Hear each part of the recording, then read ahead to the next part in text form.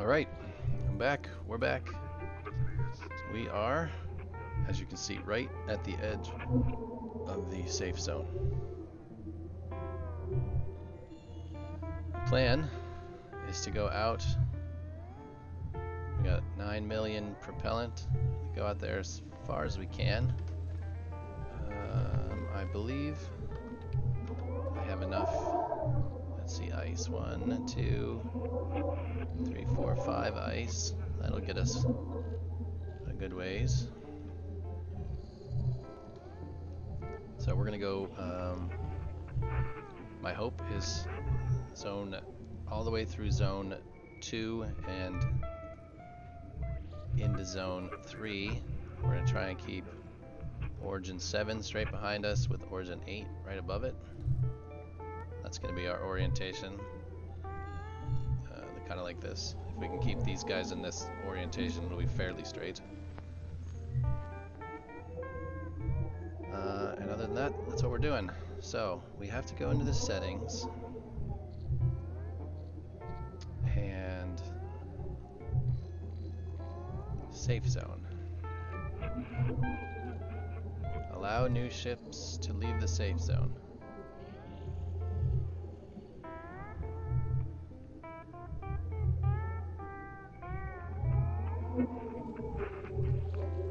Alright.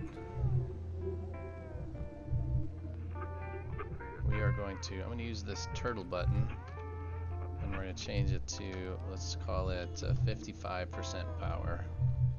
And that will limit us. I think we're getting crazy here, but let me check my inventory one more time. We have the station foundation, got a bunch of ore going out with us, mostly cherodium and some stuff that we may need. We're taking Nergite as well, so we can make power fuel rods if we have to. Other than that, I think we're ready to go. Alright. That looks like it's in. Now, once we get out of here, I have to pay attention and not crash into rocks, so we'll have to go slower than cruise.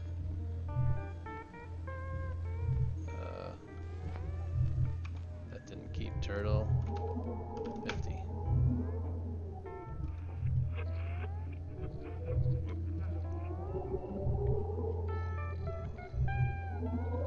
Only going 1 with the cruise on and at full speed. That's not good. Let's turn the cruise off. I got this. I did some here. Button. Oh, button on state. 50. You cruise. Turtles on.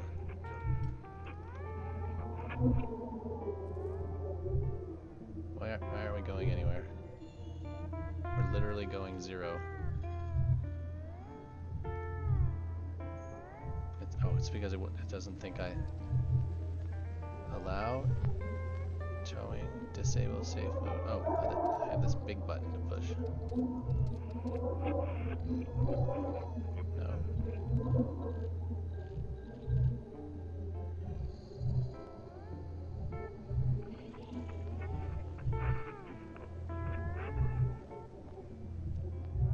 Is that not it?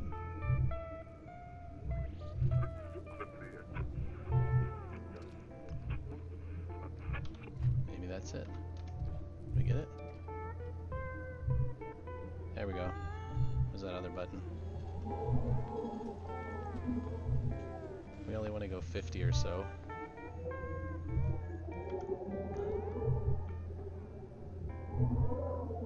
Oh, that's too fast. Too fast, too fast, too fast, too fast.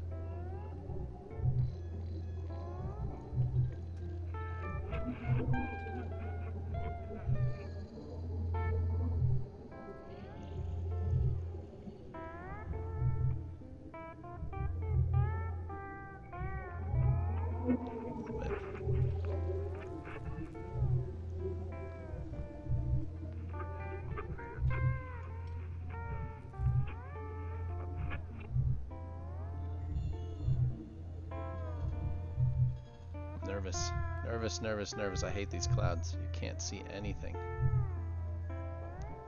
Alright, we're good. And we're going into the wild blue yonder.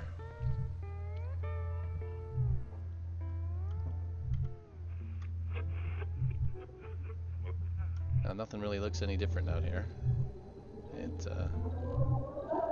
But there are different minerals here. Let's see. There's a couple in particular. Exorium is available out here, which is the tier 2 fuel rod material. It gets used in all sorts of stuff. It's also often used in armor plates. But I think it's extremely heavy, so you kind of have to take that into consideration if you're going to use it.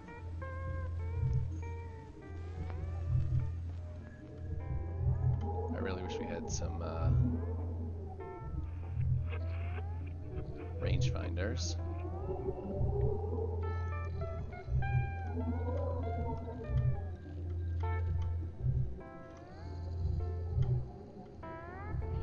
I suppose I could build some. No, I don't think I can actually. We're going to be trying extra cautious and see, we're getting into a cloud when we don't have to. Let's go this way. We're going to go down. I don't like that rock. We're going to try and stay out of the cloud if we can just stay along the edge of it.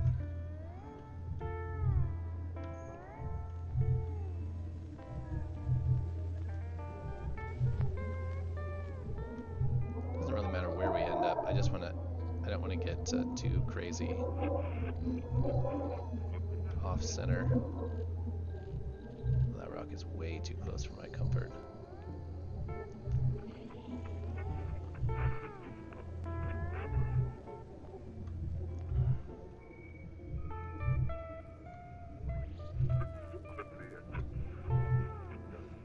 Not gonna be much of a talker through this. It's nerve-wracking.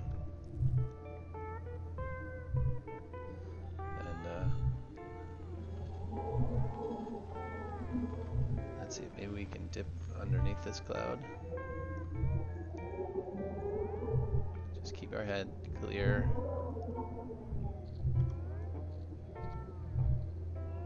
Take our time. We're doing 50 meters a second, which doesn't sound very fast, but that's pretty fast. If you think about 50 meters a second, that's like 150 feet lower.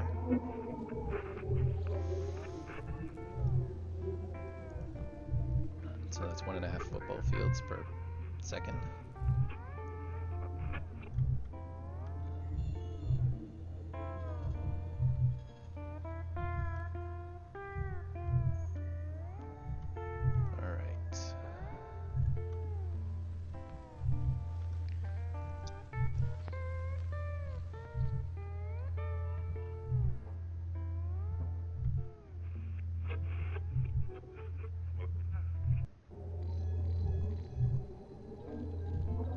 Keep ourselves situated like that.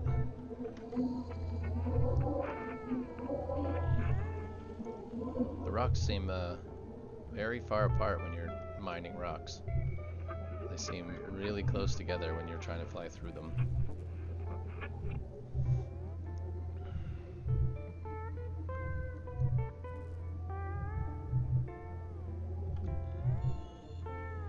At this rate, we should be okay. We shouldn't take too long to get where we gotta go. There's a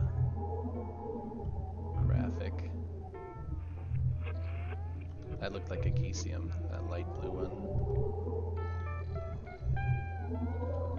That is used in a lot of T2 stuff. Kind of a core building material for T2 stuff.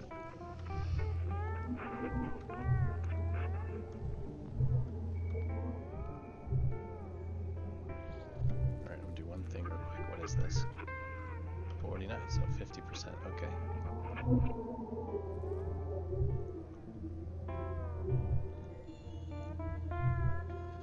Just gonna look something up real quick, but I'm gonna turn the cruise off because I I don't want to crash this close. It'd be embarrassing to crash this close to home. We've only made it 80 kilometers. Not even 80 kilometers. I'm going to look something up though. It is,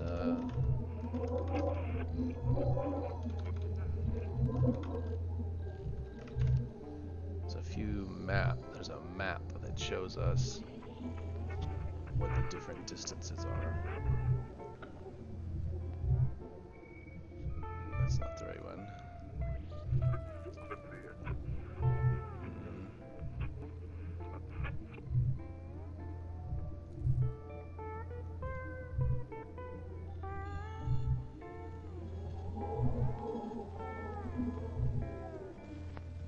I've seen a few different ones. Oh, that's Elysium. EOS, here it is. Oh, come on. Let's see it. Here, I'm gonna stick that in there. Alright, it says Zone 2 goes to 275. That's really kind of what we're looking for, is the 275 mark. Yeah. That's in. Turn cruise on.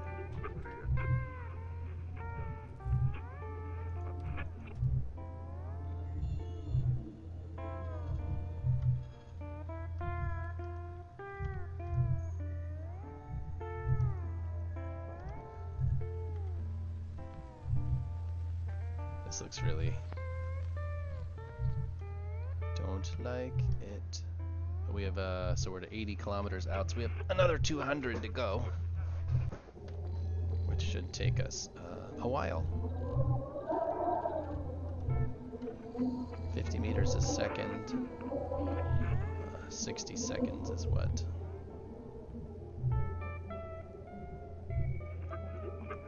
Three kilometers a minute. So we got more than an hour.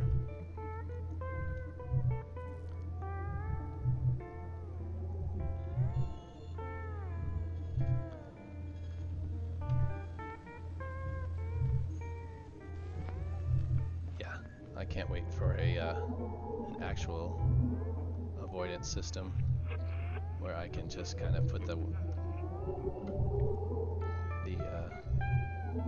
waypoint in and go. I was watching Happy Trigger's stream earlier today, and he was showing off the EOSCon ships, and he was looking at some ships by a guy, I think his name was Arkhouse or something along those lines.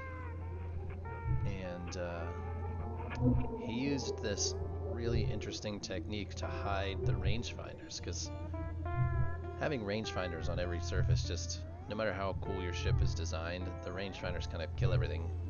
And he found a way to sneak the rangefinder beams between small gaps, he called them micro gaps, small gaps in the plating, and was able to hide them inside the ship. And I thought that was fantastic. Now we're gonna be in a cloud. I don't want to be in a cloud unless I have to. Oh, yeah, I don't like clouds.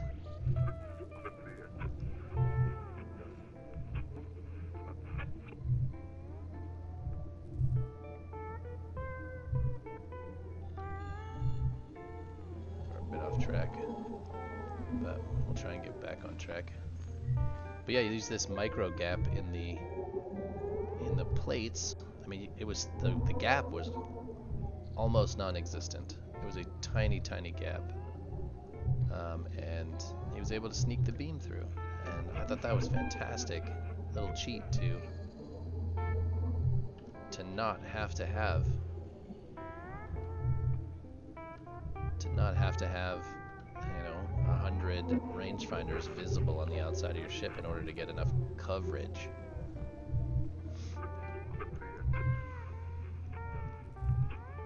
That some sort of asteroid avoidance would work.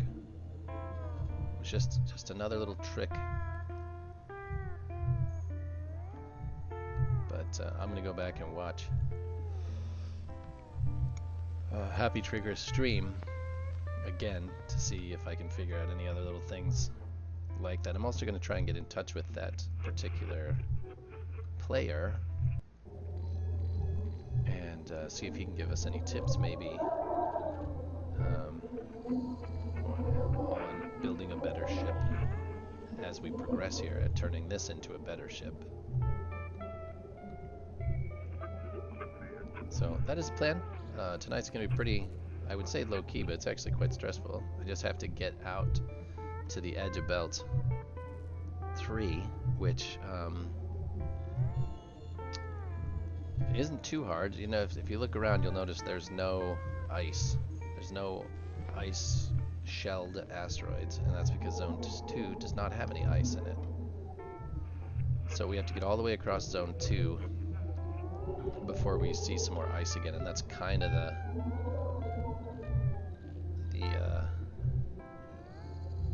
clue that you've gotten there. You'll start seeing ice asteroids again. And ideally we want to find the transition point between zones 2 and 3 where there is ice available, there's zone 3 minerals available, and there's zone 2. They kind of mix together at the edges, but it can take a little while to kind of track it down because the shells of the asteroid shells and the minerals on the inside can kind of get mixed. You can have zone 3 shells with zone 2 minerals and vice versa. So you actually have to get out and look around to make sure everything's available, because you can get into an area that looks like it's still zone 2, but there actually aren't any zone 2 minerals. It's all zone 3 minerals inside zone 2 shells. So once we start seeing any ice at all, we will pay attention.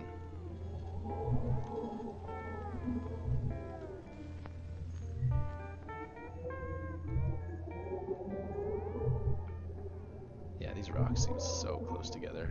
They're not at all.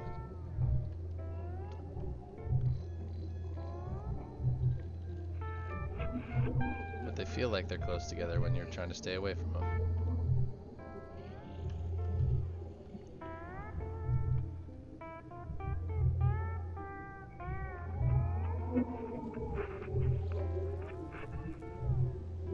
I'm not looking.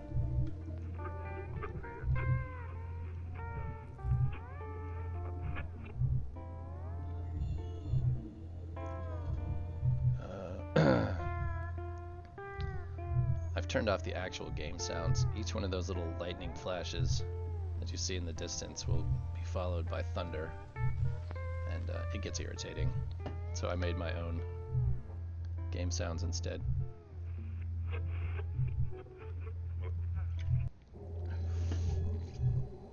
And they just loop. I need to spend more time making the loop a lot longer so it's less repetitive.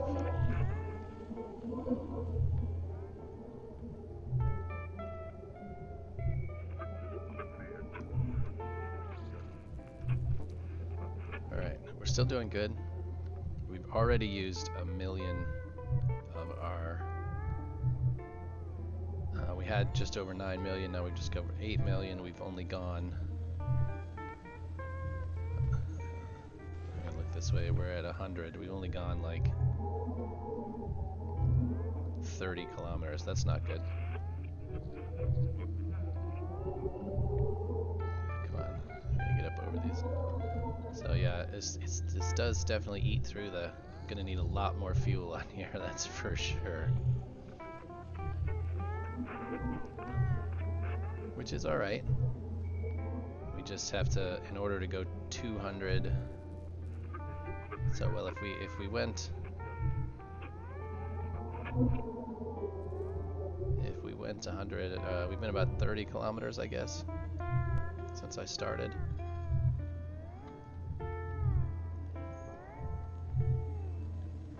Alright, hold on a second. We have to turn this cruise off for a second.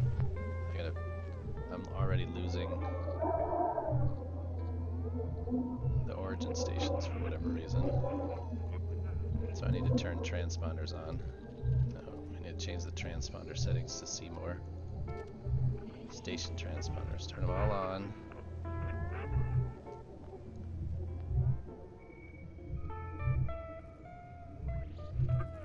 Primary stations.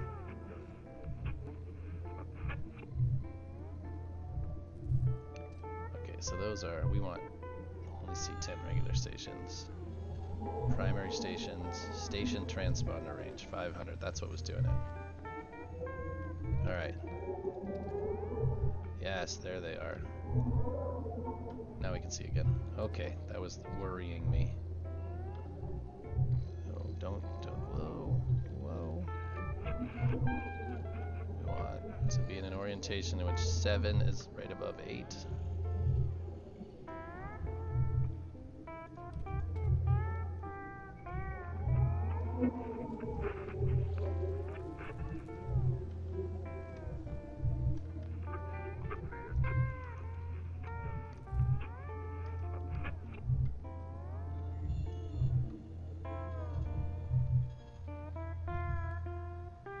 Once we get the station put up, we'll have immediately have access to our own station inventory. And hopefully we brought enough tritium to last a little while. That's really the limiting factor, is the tritium. We won't have access to tritium unless we go all the way back to, so we go back 270 kilometers back to the origin stations, or we go out to zone 5, which is 700 kilometers the other way. So if we take a little time and find just the right spot to put the station, then we'll have to come back essentially 200 kilometers, a little over 200 kilometers. I don't want to get in clouds, so we're gonna try and miss clouds if we can. You just cannot see in them.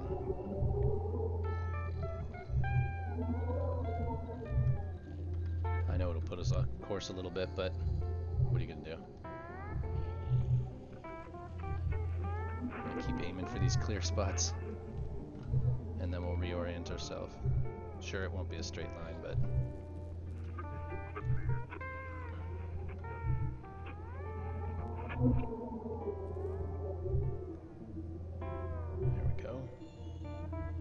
that. We're gonna kind of point back towards it. I think that's the edge of it there, so we're way left of course, but we'll be okay.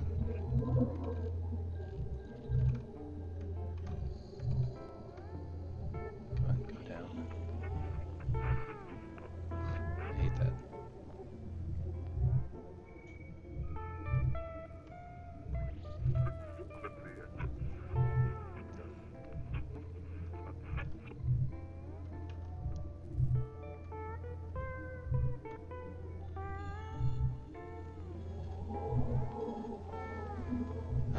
Come on, we're getting there. How far we got?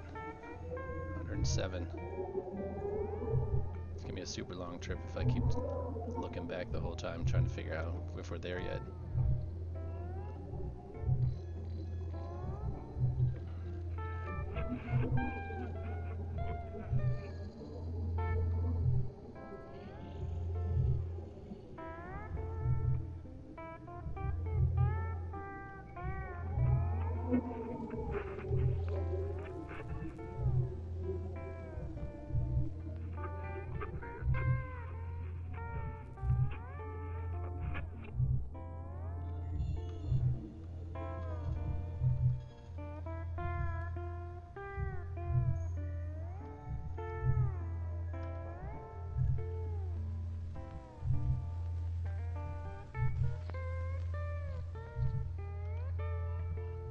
A cloud down there too if I get too low.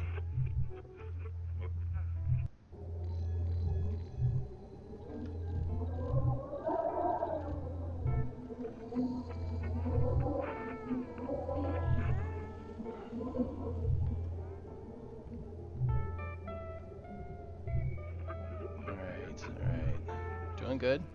doing good. I'm gonna say 110 kilometers. Really need to get the GPS in here, the ISAN. I don't think it's terribly hard to set up, especially we've got the YOLO already in here. We just have to put the receivers on in the right orientation. And once we put the 3 receivers on, we can start using, at least start using the GPS function of it.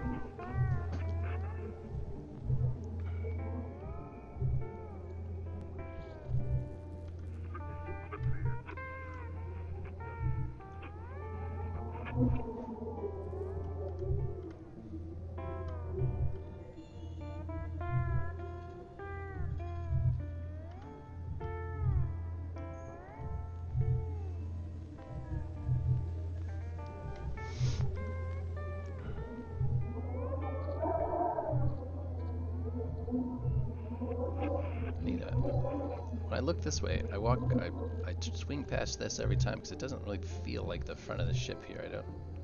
I need some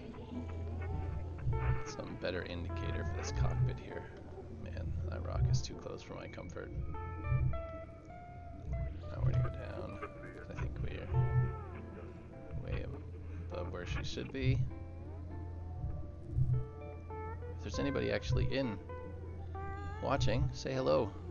I imagine you are just, I can't see, but I just screwed that up.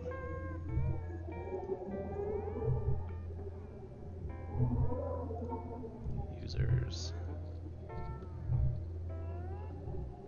Yeah, it looks like the same names as always, so chances are those are all just bots. If there's a real person, say hello.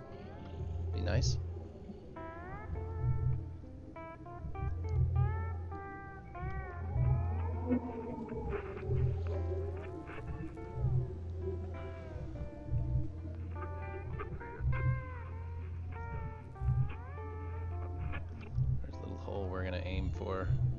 See if we can sneak through that right there.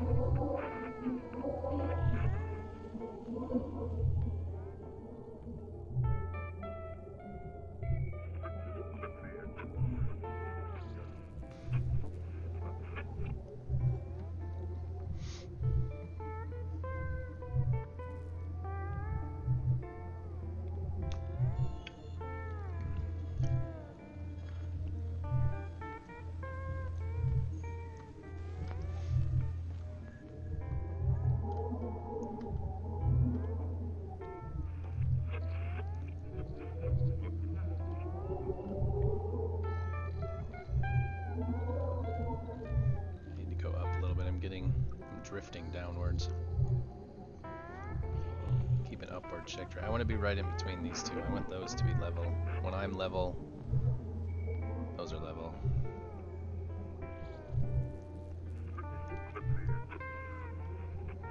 So I think 0 is right about those two.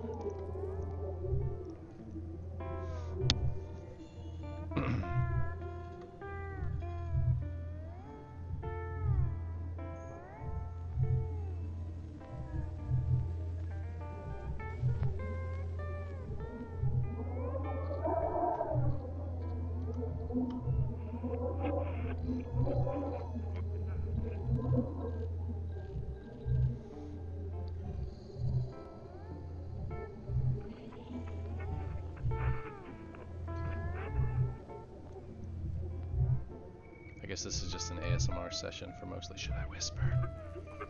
Should I whisper if this is going to be an ASMR session? Well, yeah. You can just enjoy the dulcet tones of the lap steel guitar.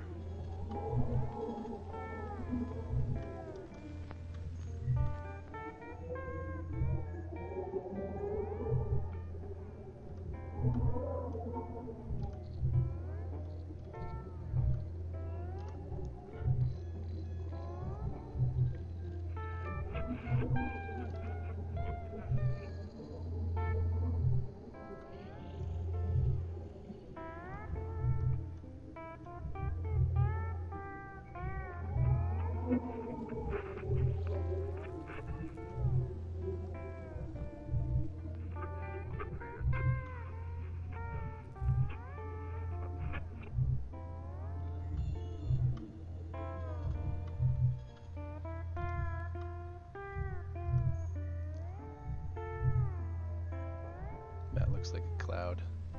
Going over here. I don't want in there. Try and skirt the edge. Gotta go back around to the left as soon as we can.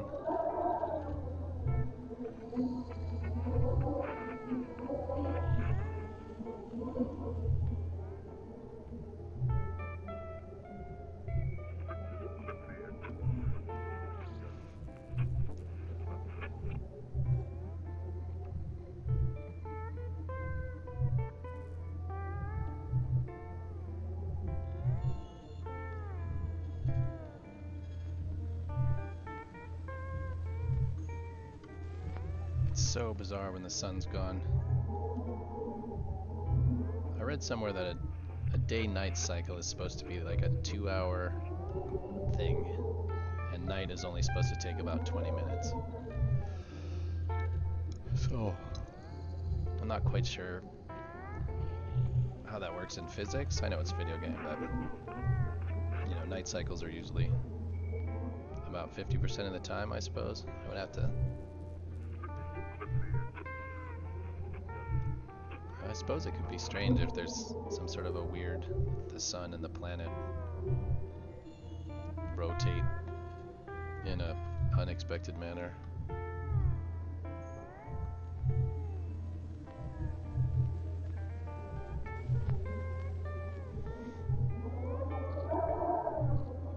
We are way below where we're supposed to be. Let's go up.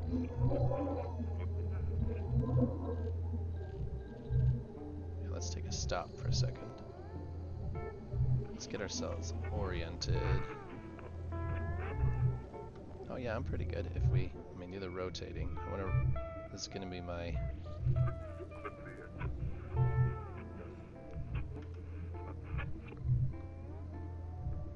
might be okay. Rotate. That.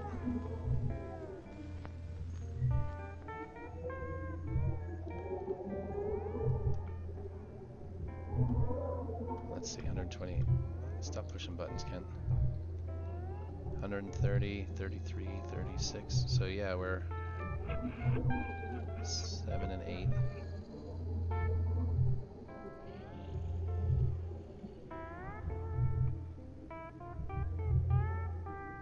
I think this is pretty level. Cruise. Let's go. Shift.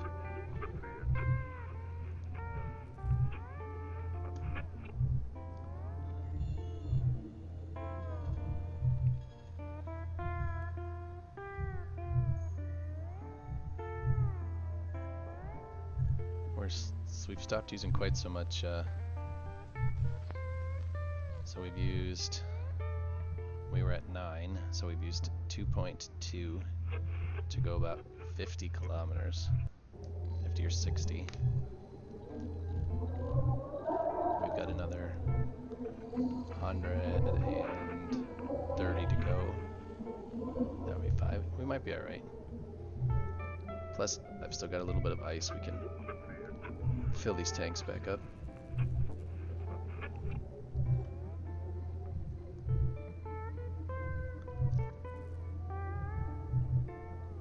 Get us a little further.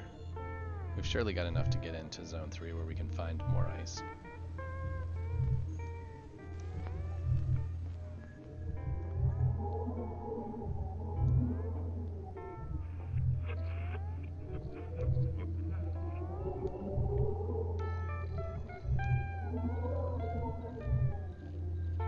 We're at a gap where there's just, no, there's some here. I guess we're just under them. We're in a big space without any.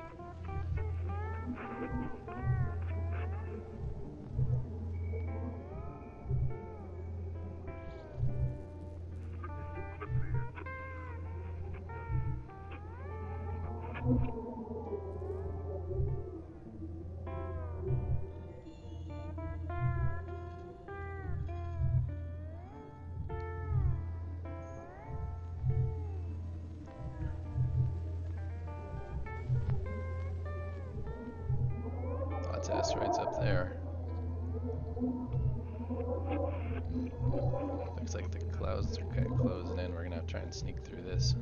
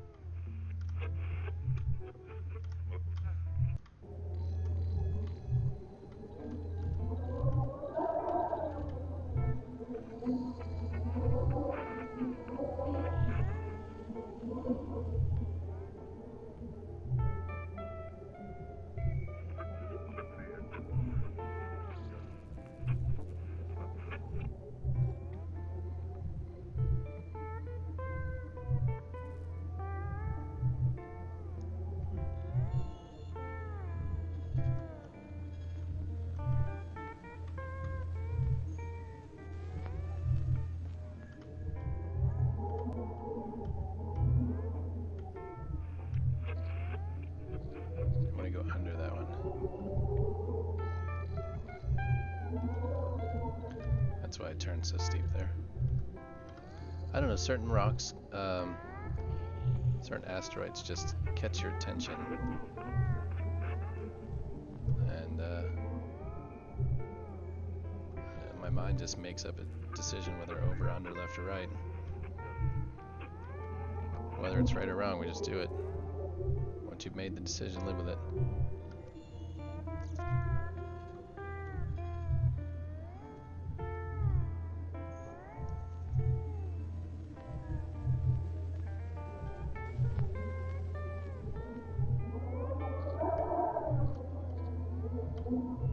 I do not like lag in these situations.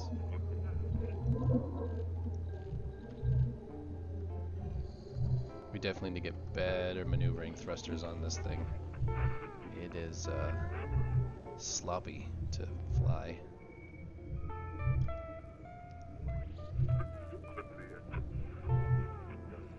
Definitely feels like there's a lot of drift in it.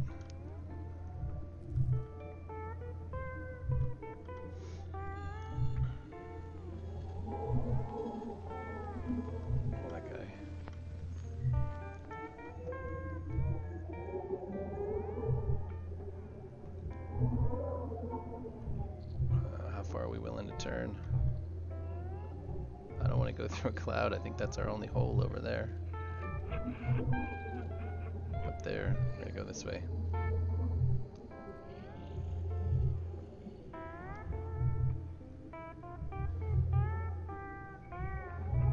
$150 out of 275.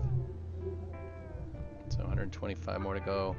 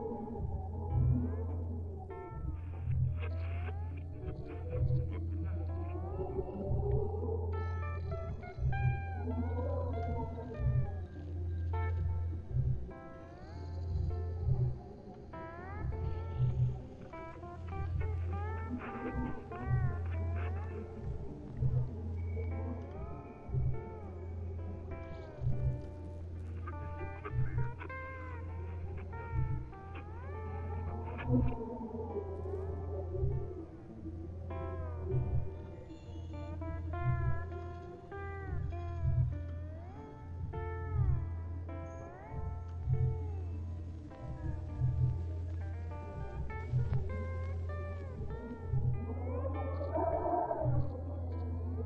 is the next hole we're going through.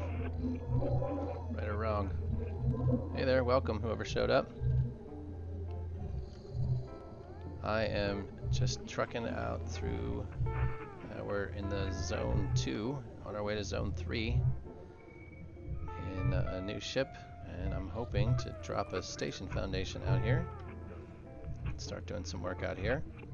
So, I don't notice who is here, but I see that someone else has arrived. Say hello in chat, ask a question, give me suggestions, whatever floats your boat. This is a pretty uneventful time. We just have to take our time and get out. We have how far do we go? 160 kilometers. We've got about 115 more to go. 115. Zone 3 should start right around 275 kilometers from origin. I'm trying to avoid these clouds you can't see through for the most part, so we're taking a little more circuitous route than you would if you had some sort of asteroid avoidance. This ship does not yet. It will. This is one of the upgradable ships, but right now it's pretty bare bones. I've got the speed turned down to about 50 meters a second. It's still not real comfortable with how wide the ship is. It's much wider than the starter ship I had, so still a bit of a learning curve.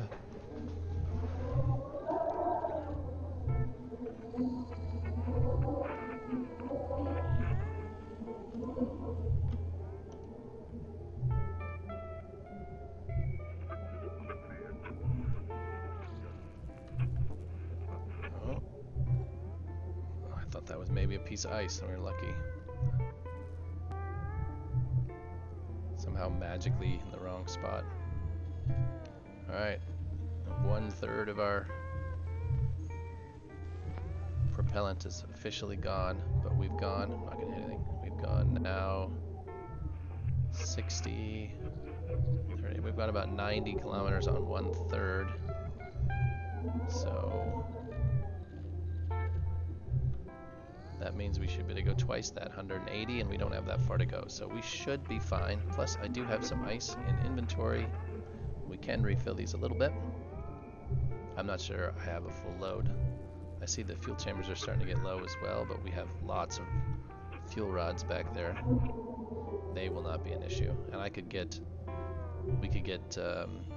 Nergite out here, I believe. Yeah, I think so.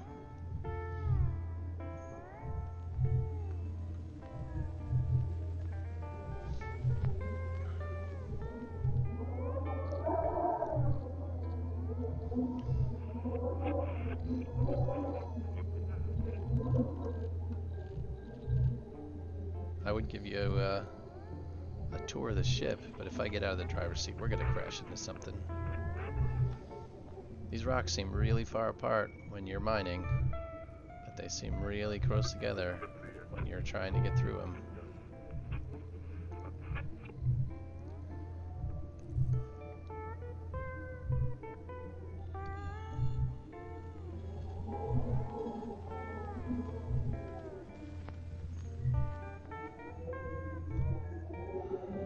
Like a cloud. So we are trying to avoid all of these clouds, so we're just pointing into clear space. We're using the origins behind us as a reference point. We're trying to keep ourselves oriented with them. So as soon as I get through these, I try and get myself back on track.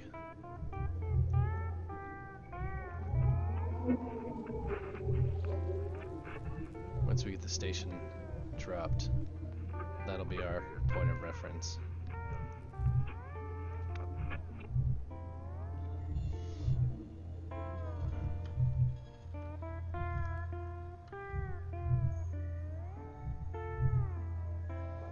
All right. looks fine. That looks like the edge of the cloud there. This fuel worries me, but I think we're going to be just fine. The ship just does not have enough fuel.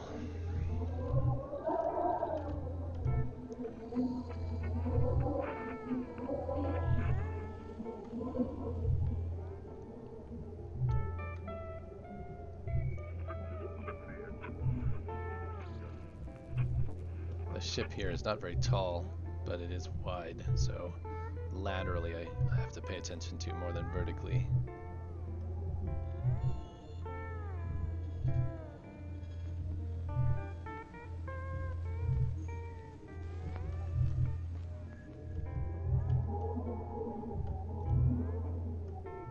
If you're playing Starbase, don't forget to stop by the Origins and see the ships at the EOSCon. Or, if you are not near Origin, jump on some of those other guys' streams, like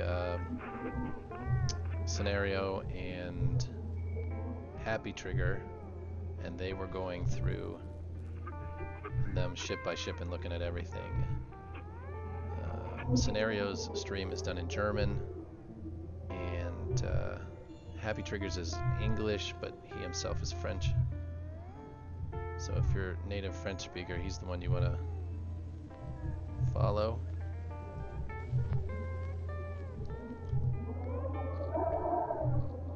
Both of them seem like stand-up gentlemen. I was talking to Scenario last night, talking to is an overstatement, but chatting with Scenario last night, and he seems like quite the guy. No rocks. Our orientation's a little... oh, the other way. I'm trying to keep 7 directly under 8, and I'm trying to keep them directly other way. Everything's backwards.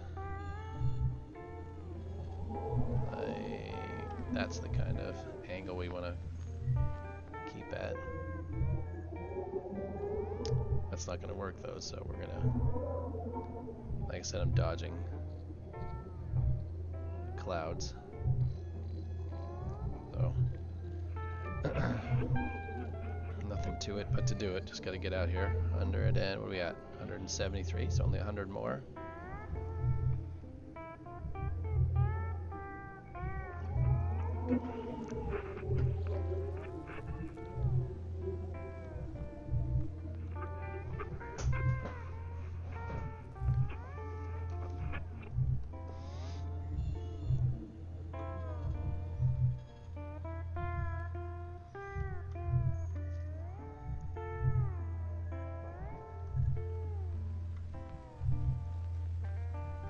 This is pretty good.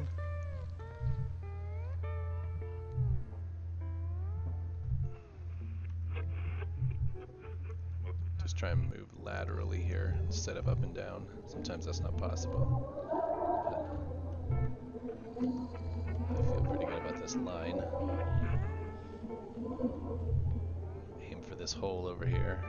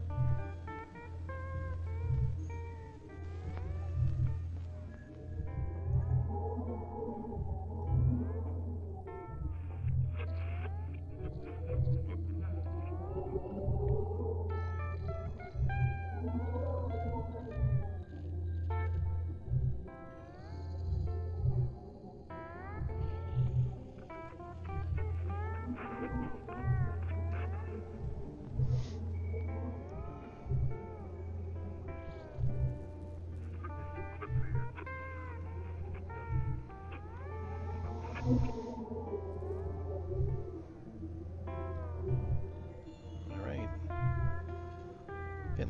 Getting there. I'd love to talk to you about something. I've run out of topics for this particular moment. There's not much to see. A lot of really close together asteroids.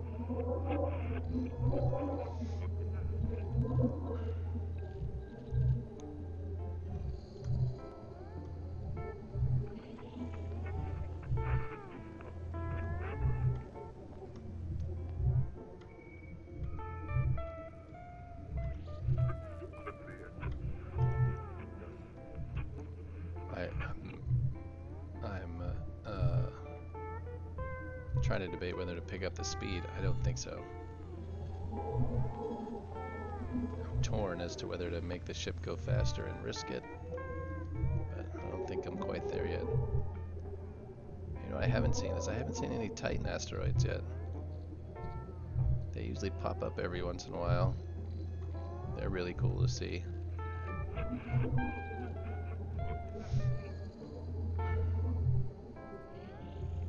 I can't wait till they implement them in the game.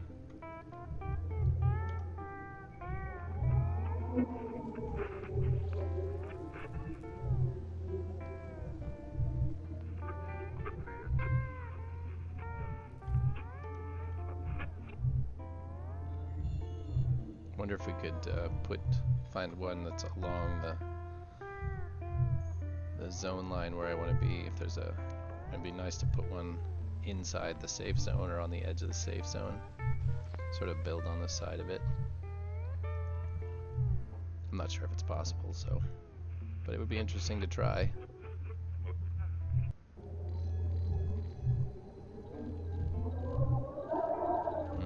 I don't want in there.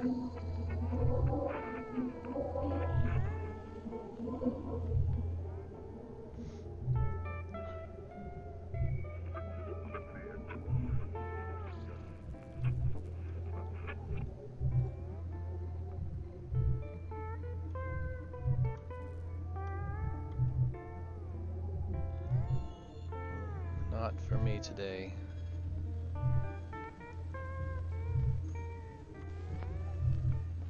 If I had some rangefinders that work, I might risk it, but at this point I do not, so we're not risking it. I'm going to aim for that little hole there. I feel like I'm sliding to the right.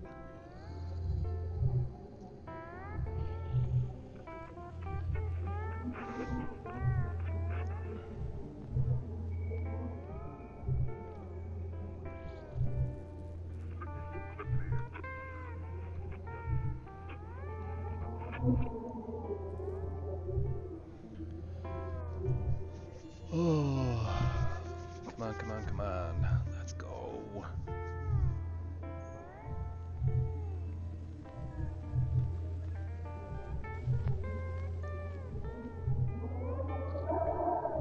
That looks like a Gesium.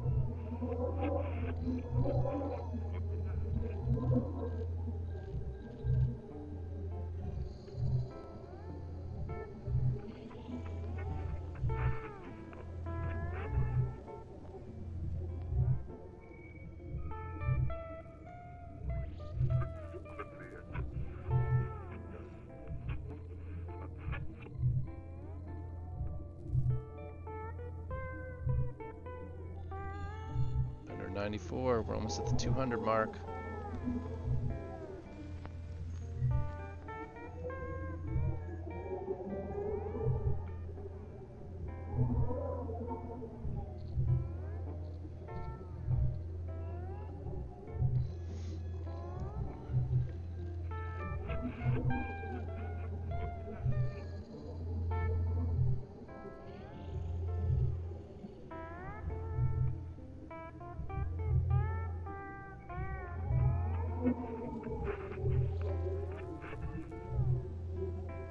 Hey, my fuel is by 50k. How long will I? It's I have gone about. Let's see, how far have I gone? I've burned 4 million units. I'm trying to talk to you and not crash this thing, and I'm not smart enough to do that. And I've gone about 130 kilometers, so I've got to. I'm only trying to make it into the zone 3 to the edge of zone 3 where there will be more ice. But I think I should have another 100. I should better go another 100 kilometers before I run out. So I don't think it'll be an issue, but I've been watching it as well.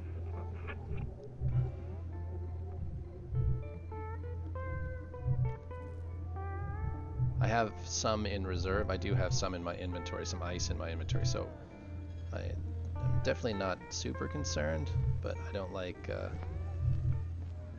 the idea of running out.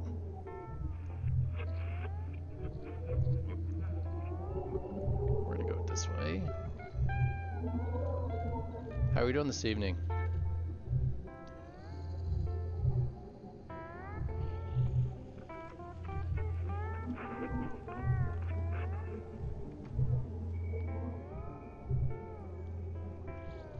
Let's see.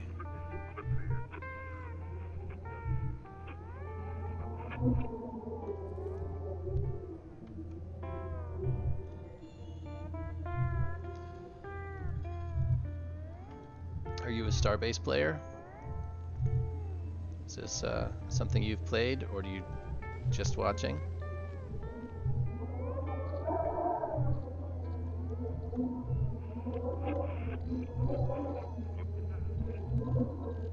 Let's see. Let's do this, and I'll answer you here. Maybe you can't hear me. I should have enough for another 100 kilometers, and I have some in my inventory.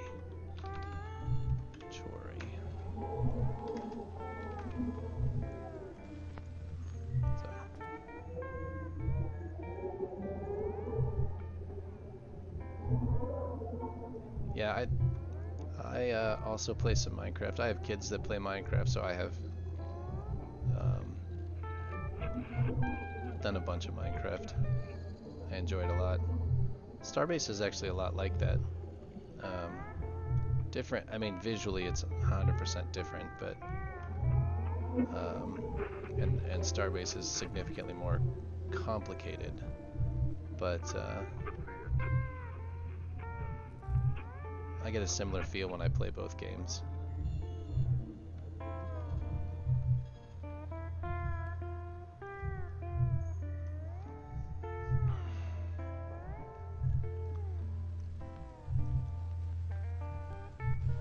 think we're gonna dip down there. That looks a little clearer. Keeps us on our route. Yeah, I'm trying to get right to the edge of Zone 3, which is at the 275 kilometer mark, somewhere around there. So I've only got another 70 to go or so, which I should have more than enough fuel for that.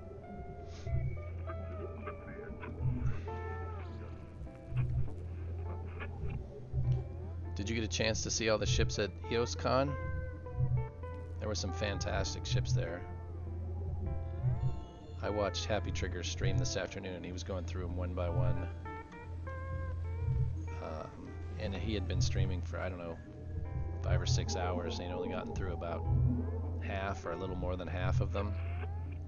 There's some pretty crazy ones.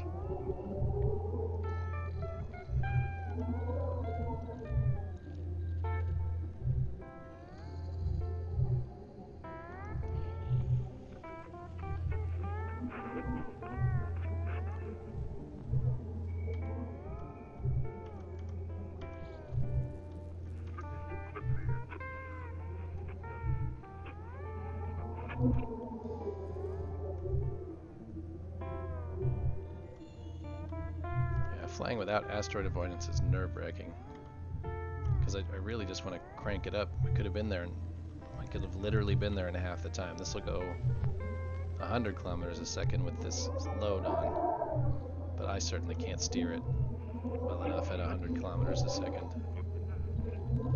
It's kind of a sloppy pig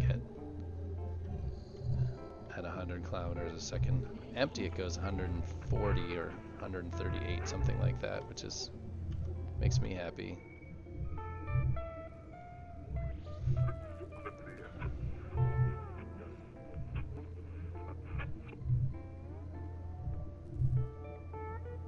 It's a lot of big rocks out here.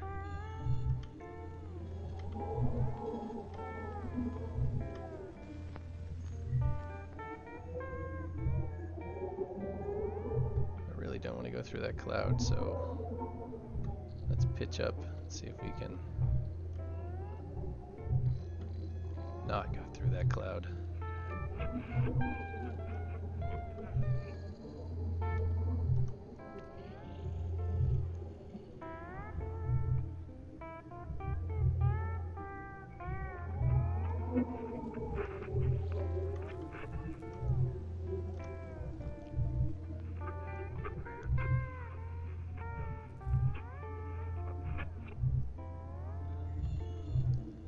anytime I see one of these, I really wish it would show me how far away it is.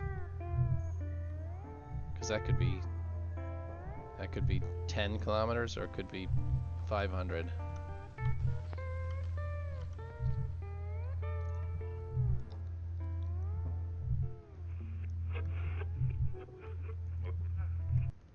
I don't think I have mine on. Oh, it certainly did. We're going to turn that off for right now.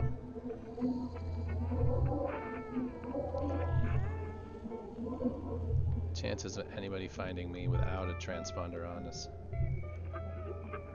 unlikely out here.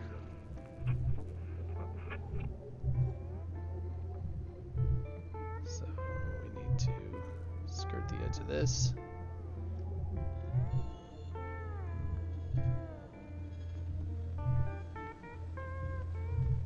Guess not.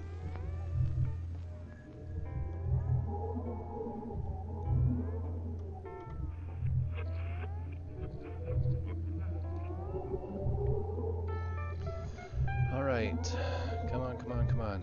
113. This cannot go fast enough.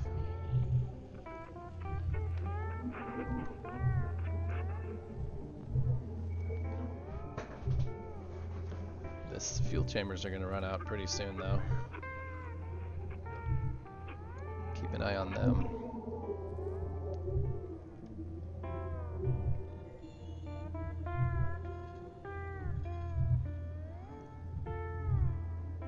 Probably going to change this entire top row of progress bars into lights, warning lights, so that when I'm flying straight ahead, I can, that's what's in the bottom, is just warning lights.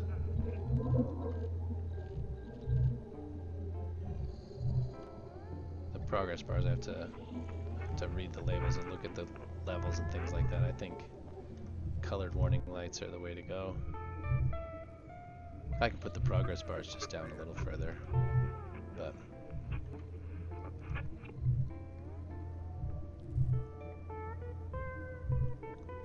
I like this ship because it has a nice big field of view.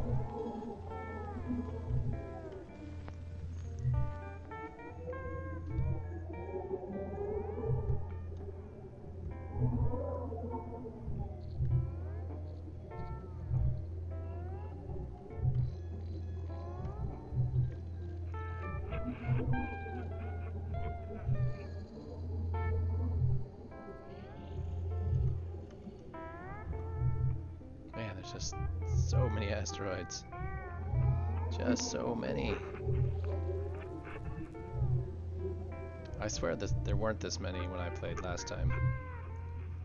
Like, there were always lots of asteroids, but I don't remember being anywhere near this close together.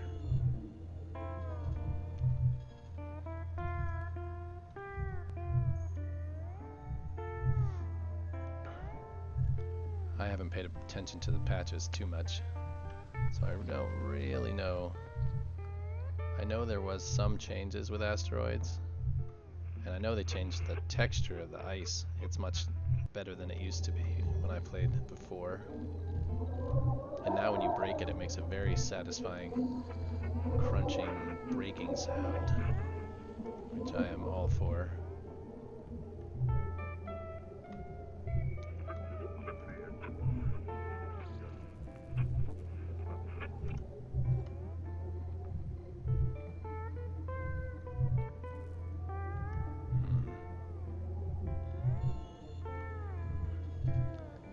I've been lucky so far. I haven't had to dodge anything that was directly in front of me. Or I've done it early enough where it wasn't a problem.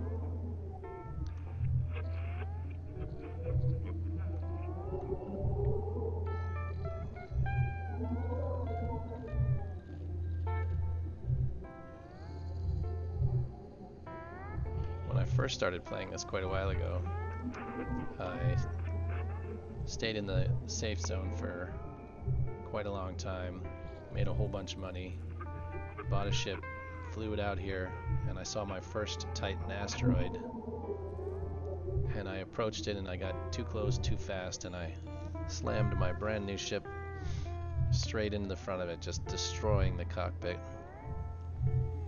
There were just levers and buttons and pieces of glass everywhere.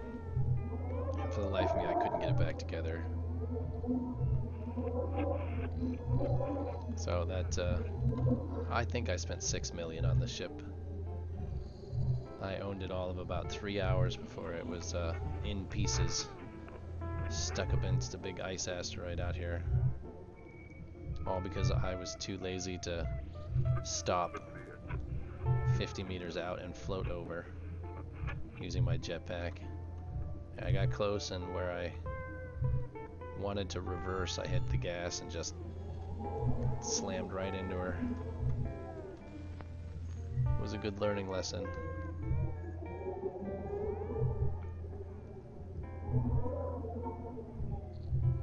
$228. Yeah, it was pretty funny. You know, it was one of those situations where money is so easy in this game to get that, yeah, it would have taken me a couple hours to get it back, but in the end it was pretty funny. I'm one of those people that's really hard to ruffle, though. I imagine other people would have been super upset. I just kind of laughed it off. But the stupidity of the whole situation is a funny one. I mean, this game is like Minecraft, where as long as you have that laborer ship back at one of the origins, you can start all over again. No matter what they take from you, if you lose everything in PvP or lose all your money by doing something stupid, you can just jump back in that laborer and start over again.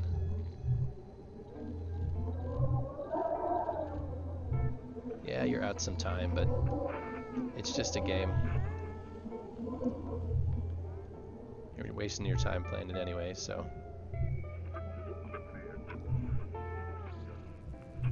Oh, I have 3 whole viewers now. Welcome, whoever else showed up.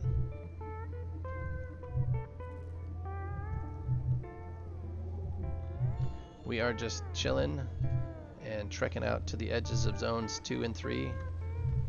I'm hoping soon to start seeing ice shells.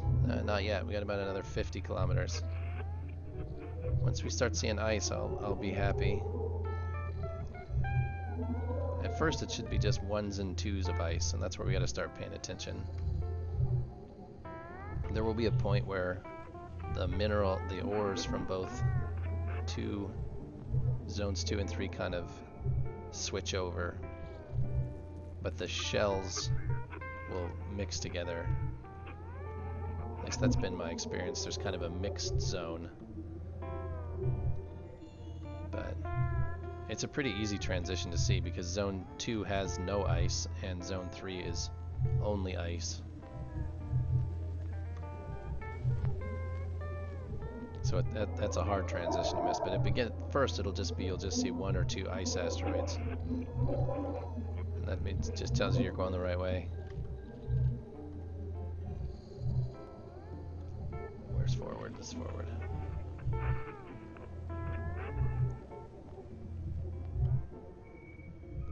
Yeah, that first ship I blew up was pretty cool too. The name of the ship wasn't in English, so I don't know what it meant, but I think it was that or something along those lines. It may have had an H in it somewhere.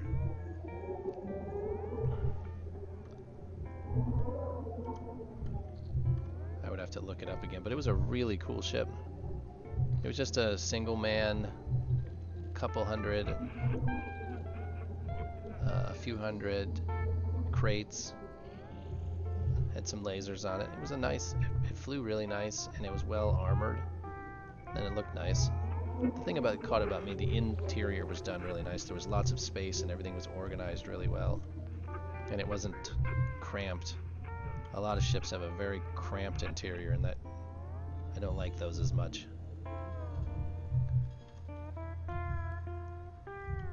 I'll look up if the ship that I blew up, I didn't even blow it up, but I did rip the entire cockpit off of it, essentially. It had a glass enclosed cockpit, but when I was done ramming it into a Titan asteroid, there was no glass left, and the glass is clear. You're trying to pick it up in space. It was just... Yeah, that's a big ship. But is that a miner or a hauler? And that's kind of the crate limit, isn't it? That's essentially all the crates you can get on a ship.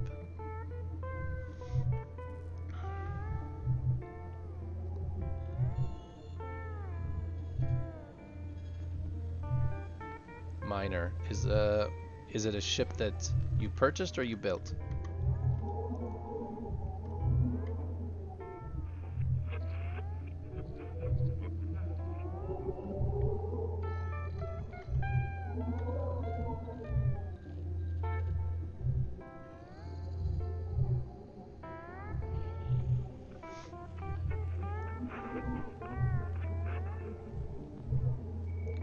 Did you buy that ship or did you build it?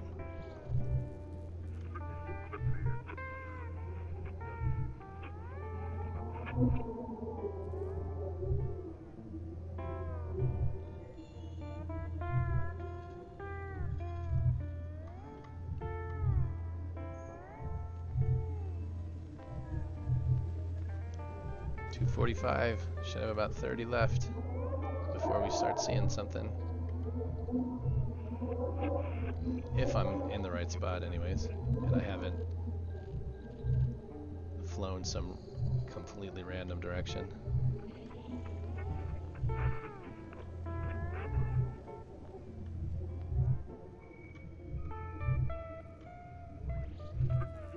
Yeah, that's a 6 millions isn't bad. Is it a ring miner, like one of those world eaters or the omnivore, or is it a traditional 6 or 12 laser miner?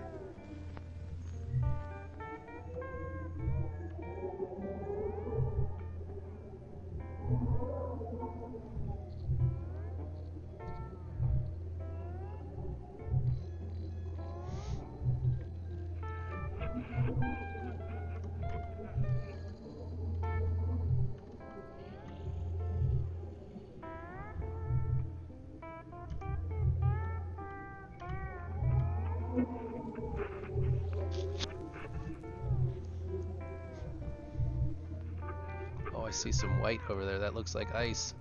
We might be getting to the edge, or that might be nothing. Ugh, never mind. It's nothing. They all faded away.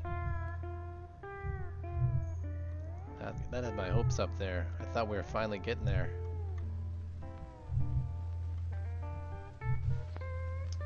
It's just a cube with a 12-ring laser on the front. That's pretty cool. Do you take it outside of the safe zone, or you only do safe zone?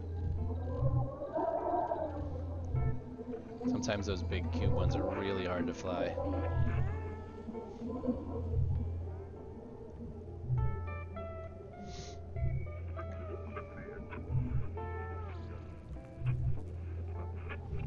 I have the blueprint to a 12 laser ring miner somewhere, but it only had, I think, 344 crates. But it was all automated. You could essentially just turn it on, and in the safe zone you could just let it go and come back later, because it would move from asteroid to asteroid all by itself. Every once in a while it would get hung up on something, but it was just like printing money. Oh, it has an avoid system? That's nice.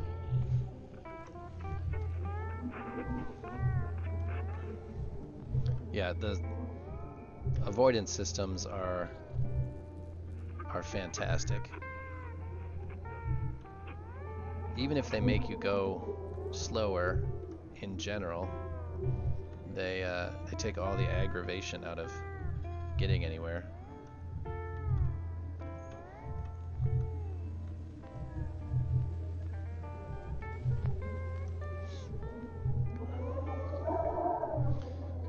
There was a really interesting ring miner at the EOSCon. It was flat, so instead of the ring being vertical, the ring was on the horizontal plane, and it looked like a big claw shape, and you essentially descended down over the rock slowly, and it would take care of it that way, as opposed to a normal ring miner that you drive up to. It was the first I'd ever seen where the ring was in the horizontal plane. It was flat, and the whole ship was very flat. You flew it in that flat orientation. So it had an avoidance system on it, because it did have some rangefinders and things on it, but that would actually be fairly easy for an avoidance system, because it would just strafe up and down, because it was only about 4 crates thick. But it was huge. It was made for a T10 asteroid, and you would just fly to the asteroid in, and then you'd go up and down, eating it that way.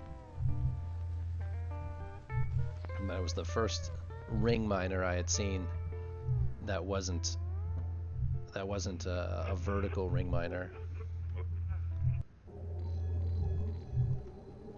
I think the guy's Twitch name was Jago that had that. I'm not sure what his Starbase name was, but he was telling us about it. It had 900 batteries in it, and it was all T1 generators and things, so it wouldn't be too expensive to build.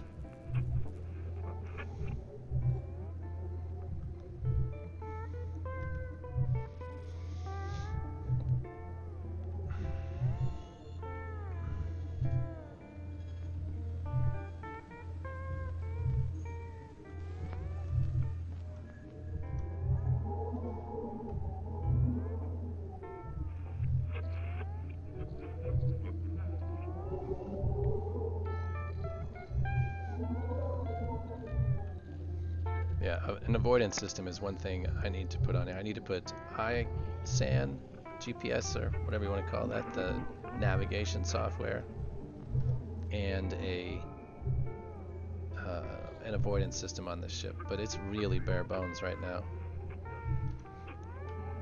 But it's kind of the plan, is to get out here far enough and spend my time upgrading this thing while out in space. Doing everything kind of the hard way, and just having fun doing it. Oh, I don't like the way that one looks.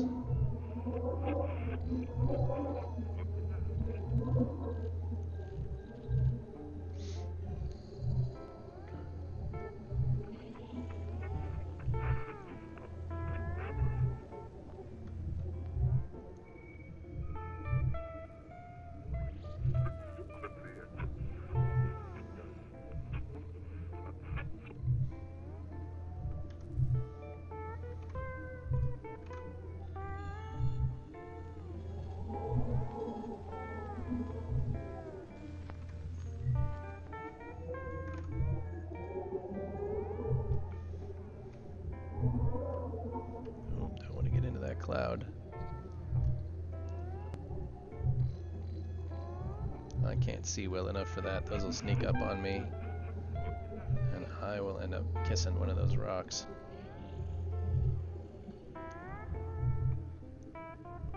Oh, we're 267. We're really getting close now.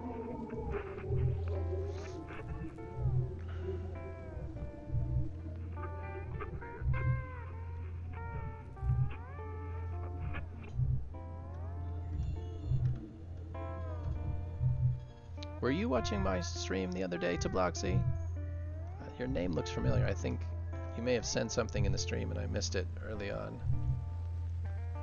It was...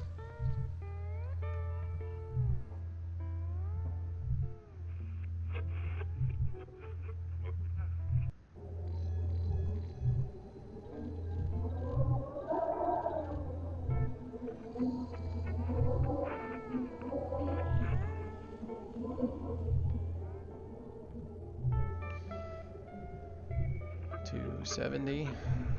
Come on.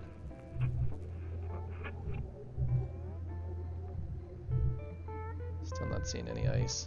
It's hard to see them what it is with the sun shining on them the wrong way.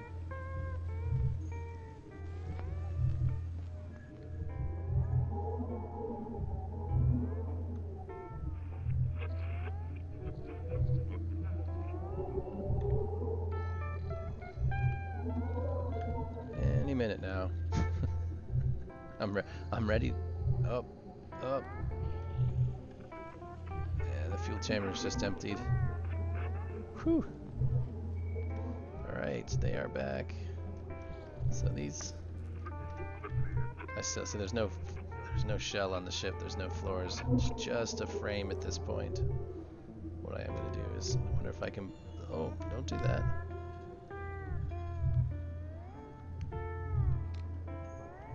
Are we still moving?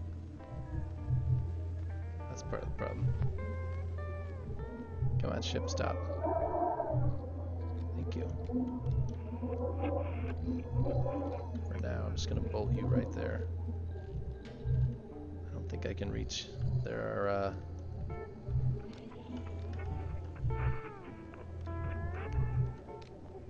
Come on. Snapping in this game is so weird sometimes. Sometimes it wants to snap. Other times it doesn't.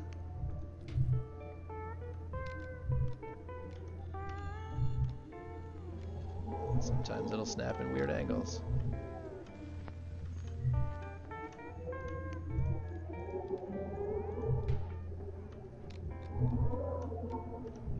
I think I'm going to turn these generators around. They came this way. You were, but you lurked. Yeah, that's kind of how I always do. They put the fuel rods back here, but the generators up there. I think I'm going to turn the generators around so they're and set them here, so I can just whip these around. But just one more thing.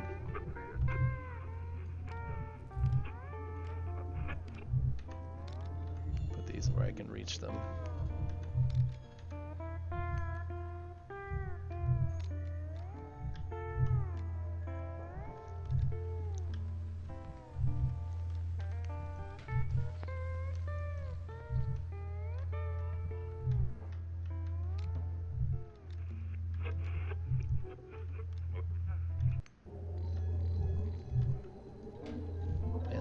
That thing can bolt from a long way away.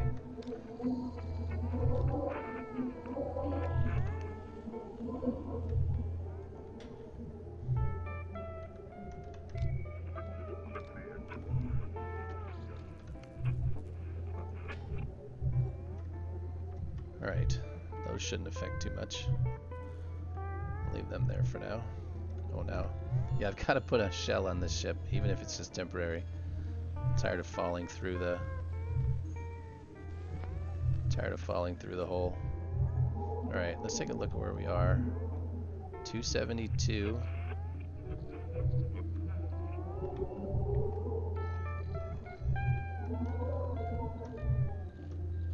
So that's straight ahead. How's our orientation? A roll? Yeah. That's right where we should be. Here we go again.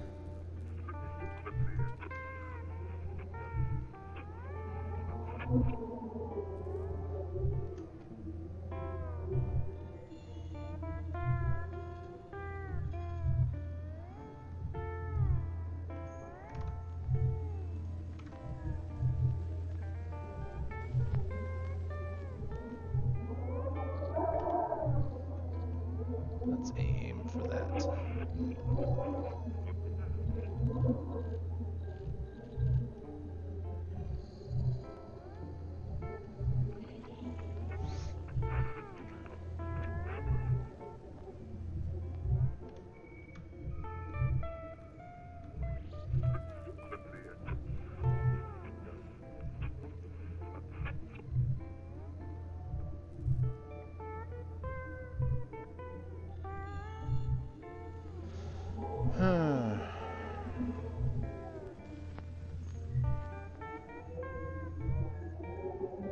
I'm ready for this trip to be over. It's been like an hour and a half, and yeah, I'm ready. I'm ready for this. I'm ready to be there. That's one thing this game really does well, is make you understand how big space is, because it's a long time moving around. Like,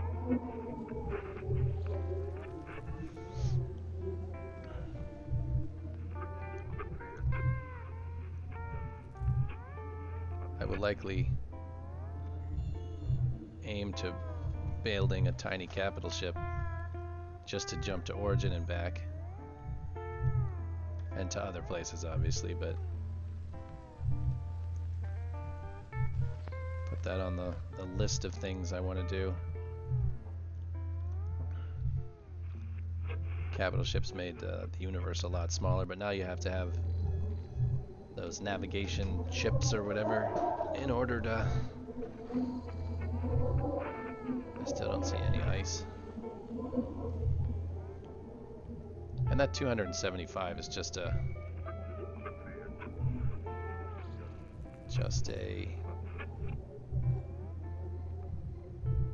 kind of ballpark.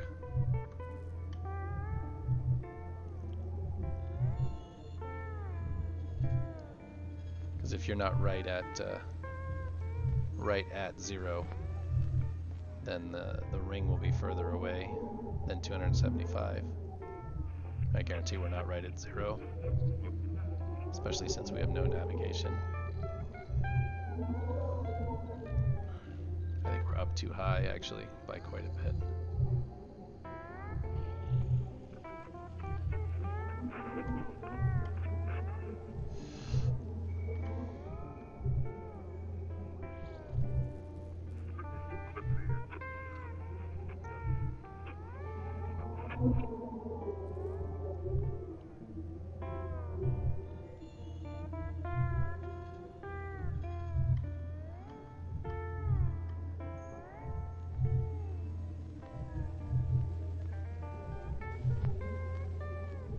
I keep seeing, I don't know, you can't see them on the stream, but I keep seeing little white specks show up, and I think that is an ice asteroid, and it's not. It's just a little star flickering out in the distance.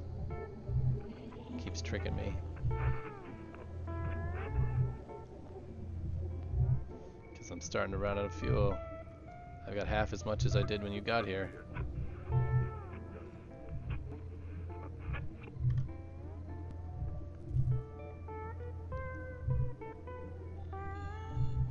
Still not seeing any ice.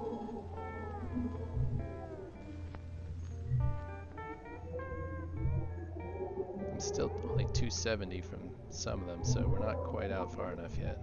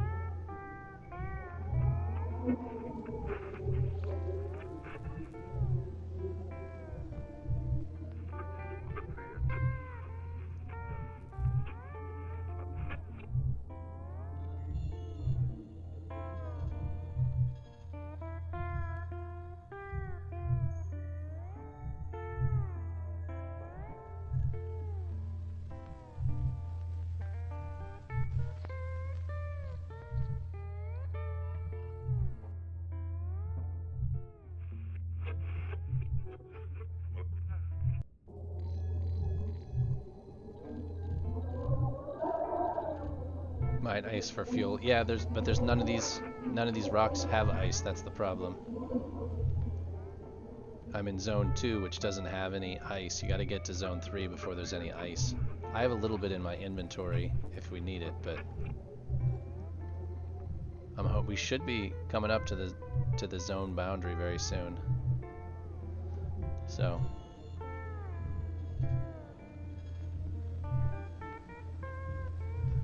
and we still have 2.3 million fuel. We're not out yet. Yeah, none of these asteroids have ice in them. It's one of the things that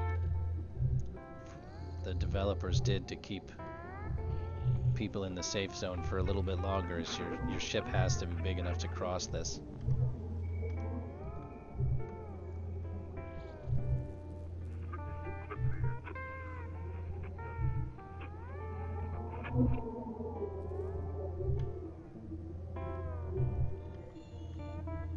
Go down under it. Looks like we can probably get through this way.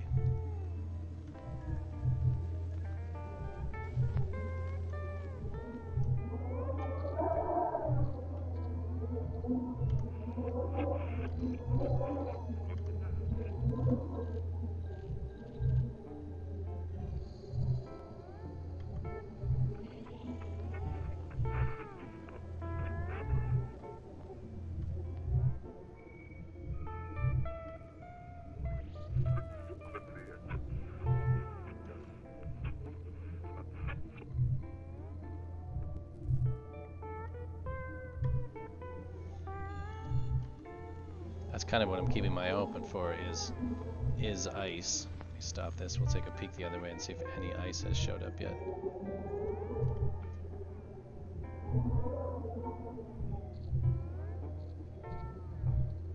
See, there's no ice, they would be bright white.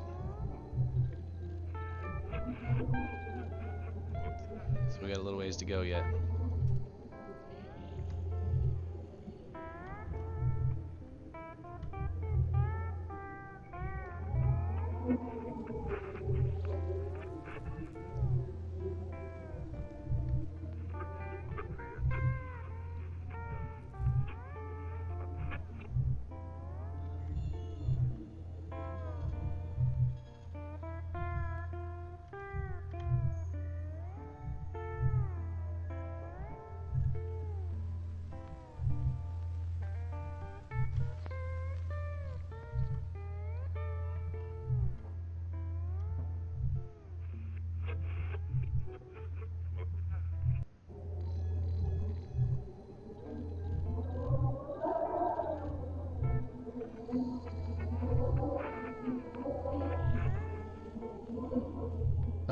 You like my music? Yeah.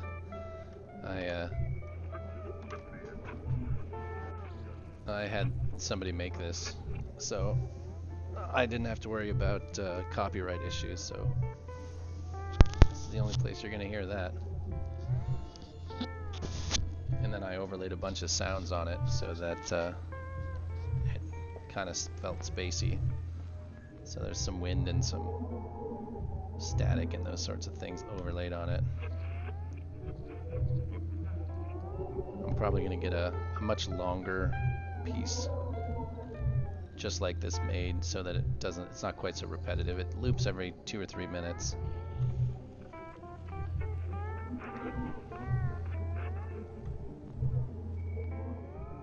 It was made by some guy in Italy.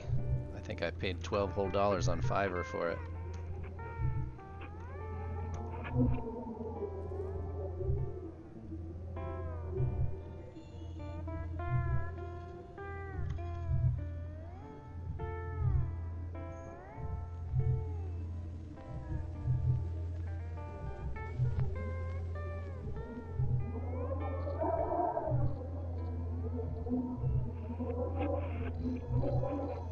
We really should start seeing it any time now.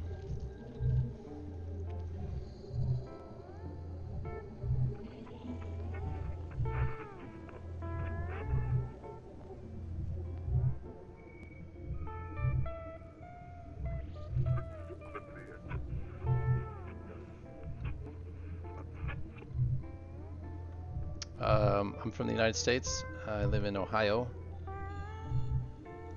which is kind of in the middle of the United States.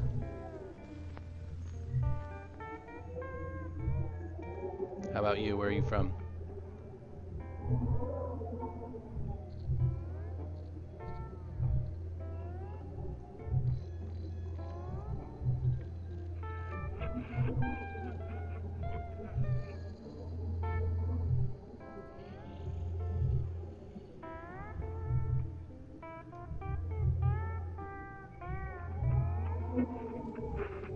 Germany. That's interesting. There was a gentleman on last night who was from Germany. He was from one of the islands in the North Sea. He's a streamer on here too. I think his name is Scenario, but it has a Z in the middle of it. I'm sure it's more means something in German.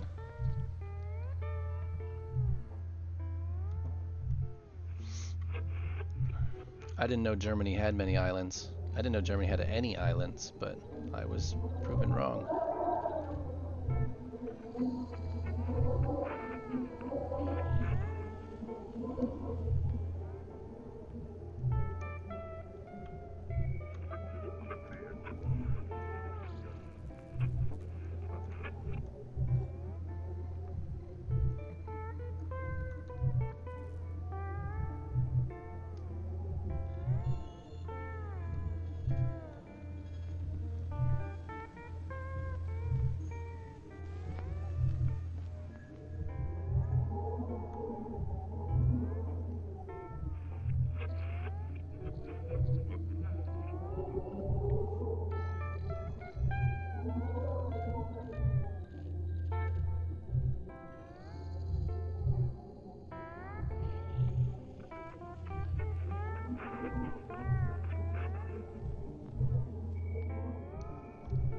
Come on, we gotta start seeing ice soon.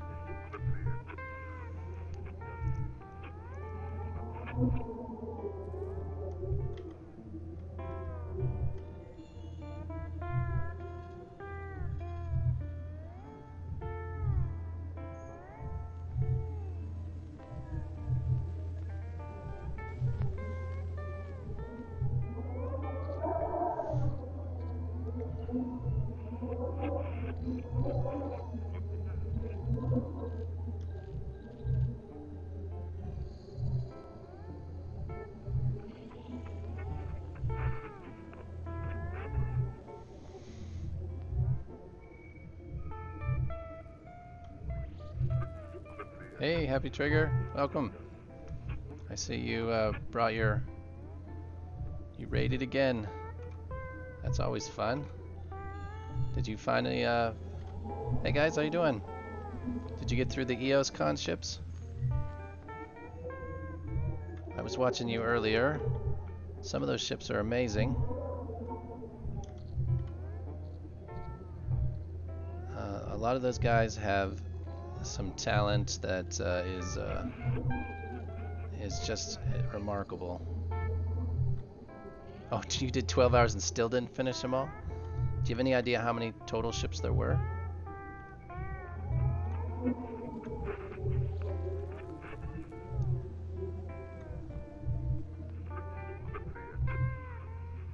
$600-ish. That's incredible. No wonder why you didn't get through them all. It's hard to believe for a game that everybody says is dead to have such an array of ships out there.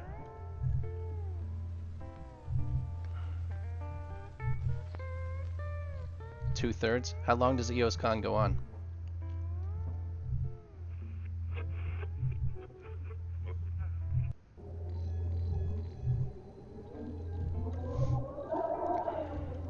Till tomorrow. Yeah, I watched for yours for a couple hours today, and another stream for a couple hours as well. Yeah, I would agree. The remaining players are dedicated. I watched your stream up until you were showing those crazy ships.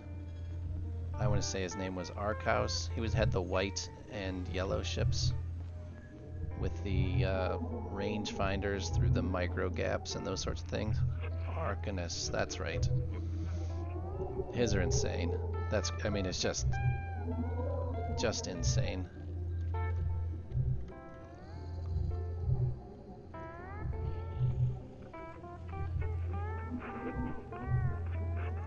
Yeah,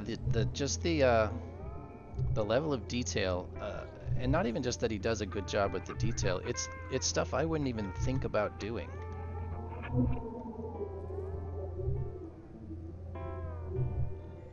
Yeah, I think at 2,000 hours, you're essentially just done with figuring out how the beams go together. You can make a ship that flies, but you're not going to make anything like that, because his are more than just functional. And I looked at, I watched quite a few.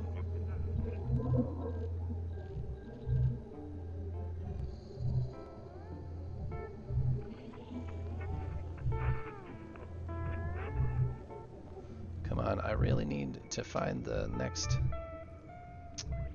zone anytime now. Hold on a second before I crash. Where did the other, they're over there. We are way off course.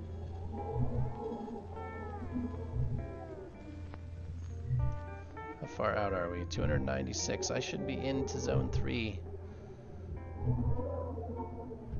But the,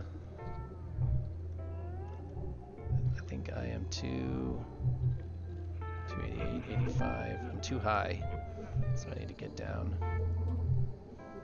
I didn't see the salvage ship, I don't think.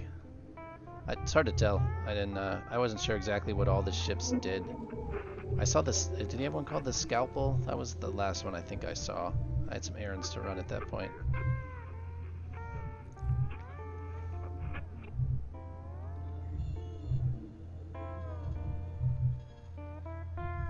And I saw that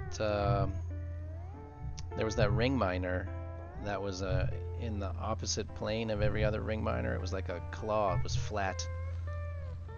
That was a really unique layout of a ship. I hadn't seen anything quite like that yet.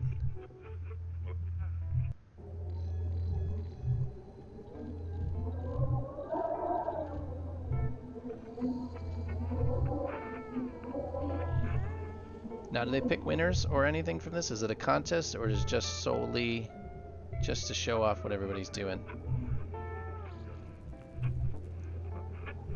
I don't want to be in this cloud. This ship is not prepared for flying through clouds. Just to show off, yeah. It's a measuring contest.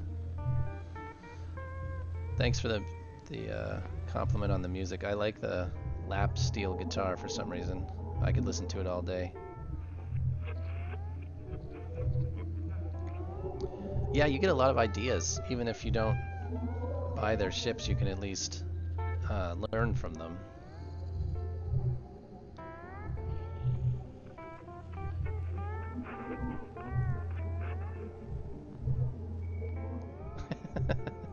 This song, I was worried about copyright infringement if I used any music, so I paid a guy on $5 or $12 to write it, and then I overlaid a bunch of sounds on top of it, so I now have my own background music.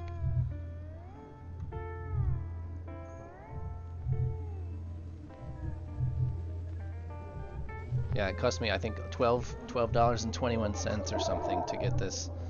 I'm gonna go back and have him write a longer piece, because this is only 3 minutes long, so after a couple hours of listening to it, it gets repetitive. So if I can get a 10 or a 15-minute piece that doesn't repeat too much.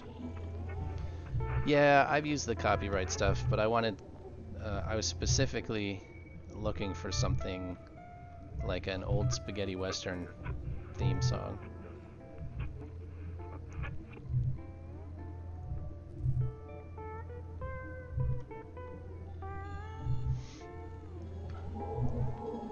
My ship is almost out of gas.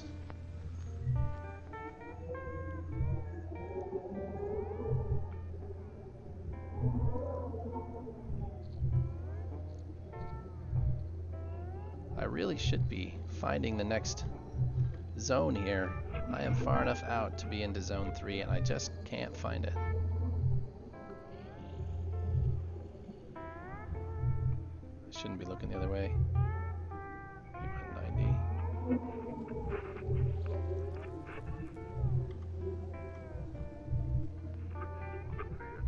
Yeah, I am far out. I got it. I'm all in at this point. I don't have enough gas to get back, but I have enough to keep going. And I have some in my inventory, but I don't have enough to get back. But I really should be hitting zone 3 like any time now. because that would have ice. I have lots of fuel rods.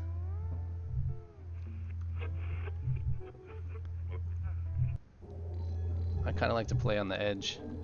Dangerous. I don't mind a little risk. I don't mind a lot of risk, but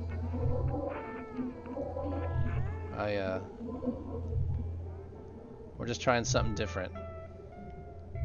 I'm gonna try and I started with here. Let me stop this ship so I don't crash anything, but I'll show you. I got this thing.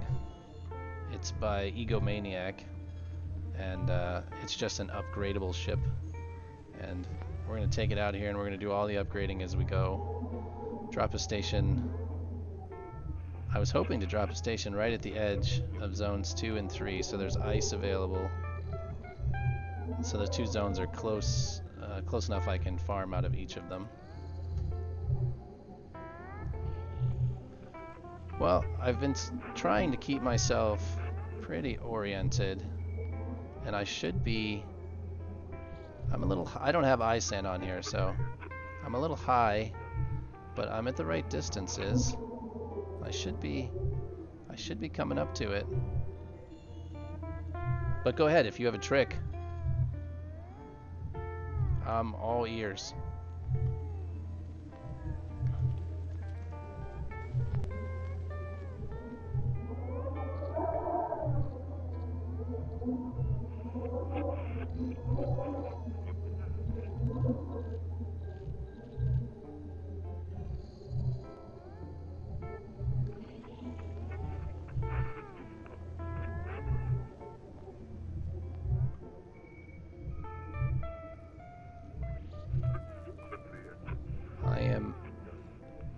I am always open to suggestion and criticism. I'm not sure you can hurt my feelings, even if you wanted to.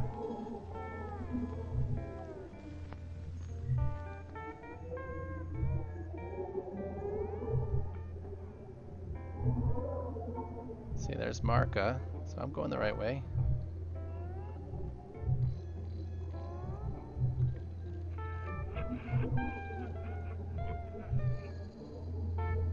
Alright, I'm going to slow down so I can read your comment and not slam into anything.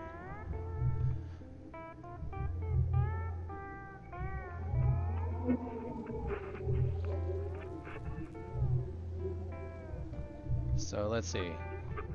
The origin stations, yeah, I was trying to go down. That's why I was pointing more in this direction, but... So like this? I should be just driving straight into the belt, right?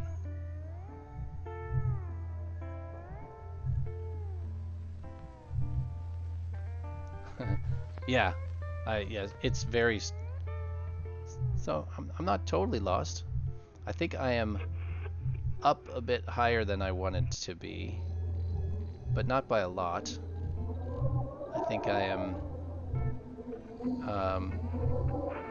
maybe 20 or 30 kilometers up, you know, on the Z. Is that where Z is? Or are they calling it Y? I don't remember. On a normal axis, this would be like the Y axis, or the, I guess on a 3D printer, it's the Z axis. But so I was just trying to go down a little bit. I think I'm a bit high. So, but I've been trying to keep the origin behind me.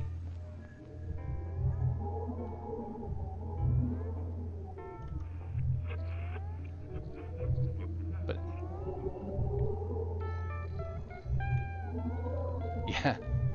yeah, stream sniping is a concern, that's for sure.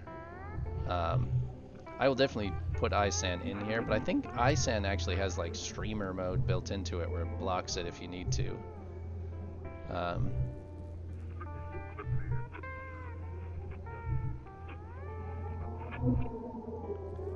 Yeah, and that was kind of the idea. Is I want to go through all of those steps. And oh, I see. I can't tell. Look, those look like ice. I don't know if you can see them on the stream, but ice is showing up. I was getting kind of concerned because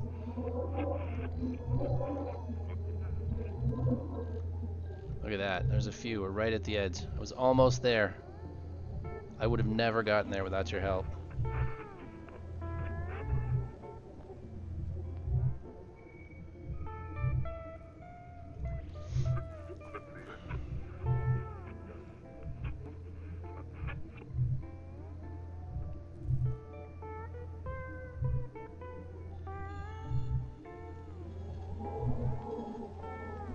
Yeah, well, my hope is to stay out here for quite a while. But if I use iSand where they can find me, they could eventually come out and track me down. But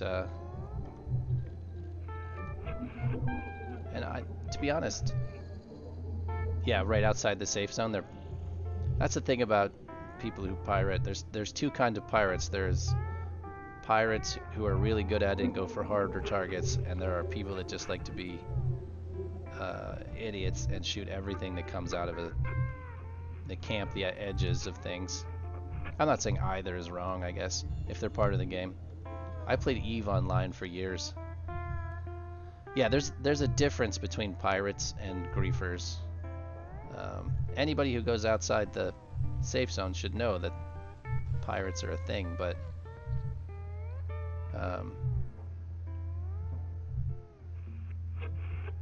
well, yeah, it doesn't actually gain you anything to be a pirate at this point. It's just, I suppose, PvP practice, maybe?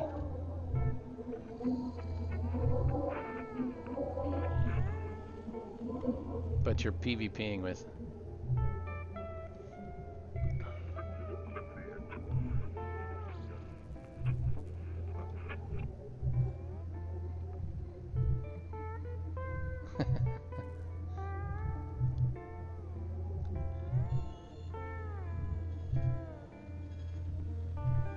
Oh, I don't like being in clouds. This ship is not good for that. It doesn't have enough braking power at this point to really stop itself.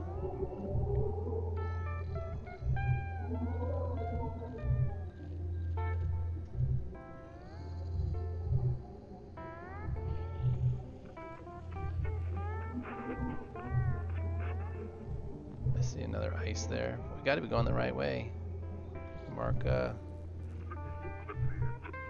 behind us, down.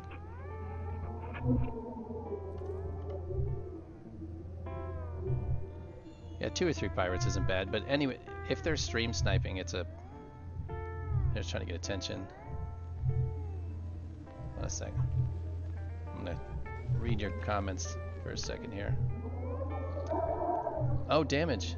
Yeah.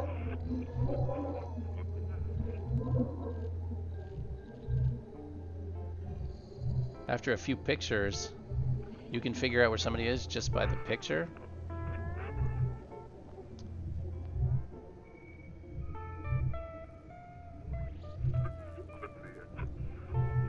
Yeah, everybody. I'm not saying I don't enjoy a little bit of salt.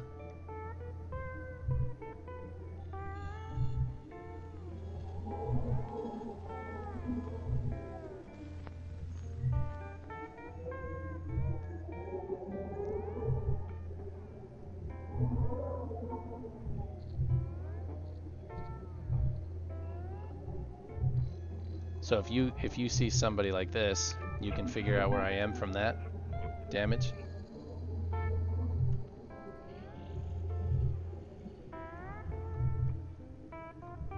Okay, can you explain the theory behind that? I just don't know how in the hell you would figure out where I am if I don't have a transponder on.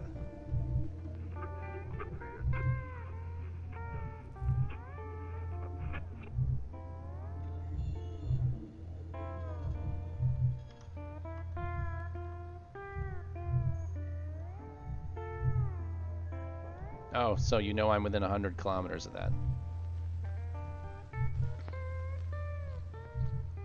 But 100 is the max settings.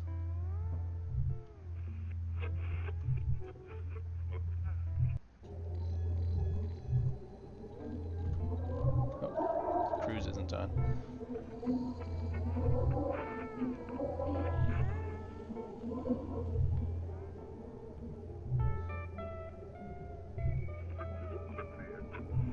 I gotcha. And if you see any of the stations that are around here, you can kind of figure out where I am based on, you can triangulate using a couple of positions. That's pretty awesome.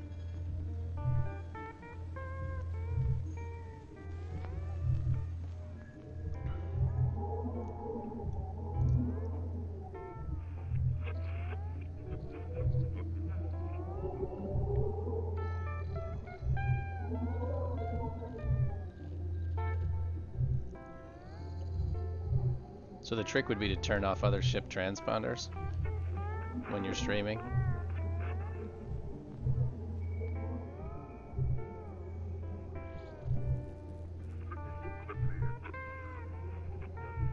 The rule of thumb, do not go outside the safe zone with any... Oh, well, that's like I said, I played EVE Online for years. That's just a rule that's ingrained in me.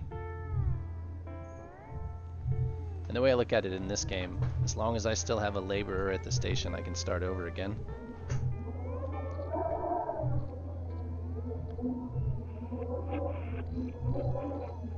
Oh yeah, 3 would be enough because you would be able to narrow it down to those 3 having a triangle of less than 100 on any one side. Makes sense, makes sense. But do most of these remaining griefers go to those lengths?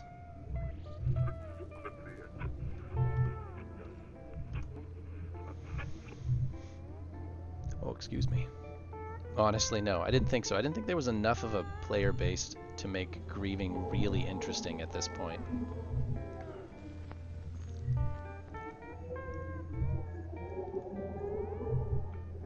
I don't mind being in trouble. I mean, not that I want to get pirated, but it is part of the game when you cross that boundary going out that stuff can happen. Alright. I'm going to start looking at these asteroids to see if we're... Because I know when they start getting mixed like this, that hold on, I gotta edit my turtle. I'd used the turtle to cap me at 50%. Oh, this one.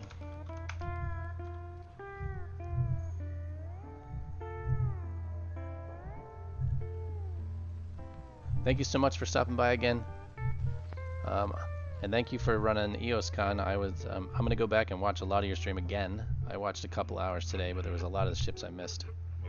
And I thank all of you guys for stopping in. I enjoy the help. I am a terrible video gamer in most, if not all, categories.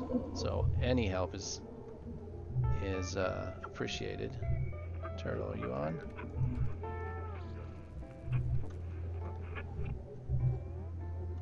So my point of this entire, I don't know what I'm going to call it, this adventure I'm having here is to do all the stuff that Starbase has got to offer. So I really want to be a lot more deliberate than I was the first time through. The first time I played the game, all I cared about was gathering credits and getting bigger ships. And I built a station, and then I started building a capital ship, and I did all that pretty quickly, but I missed like all the nuance of the game in the middle. So this time I wanted to build ships out in space, learn the real mechanics of them, and just be more diligent about my adventure this time. So I would love all the advice you guys can give. Come on, there's nothing sticking out of this one.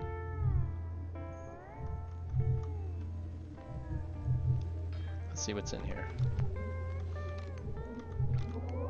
So that's a Gesium. I can get that in 2 or 3. That's a big one though.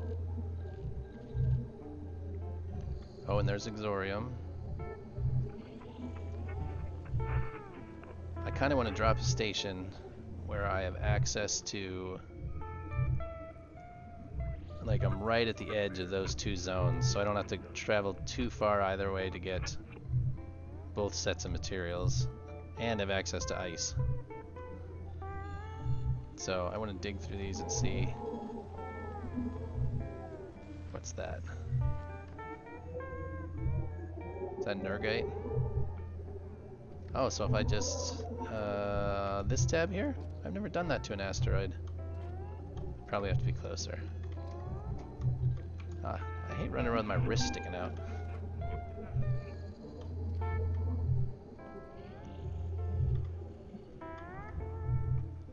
So, like this. There we go. Nice. I never knew that. I always chopped a hole in it. So what have we seen so far? I have seen... I can scroll down on my wrist. Oh, that makes it better. See, these are the things that I'm sure are in a list somewhere.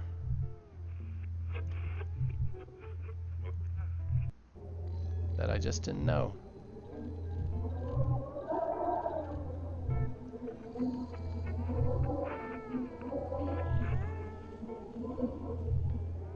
That one there, that ice one, was a T10.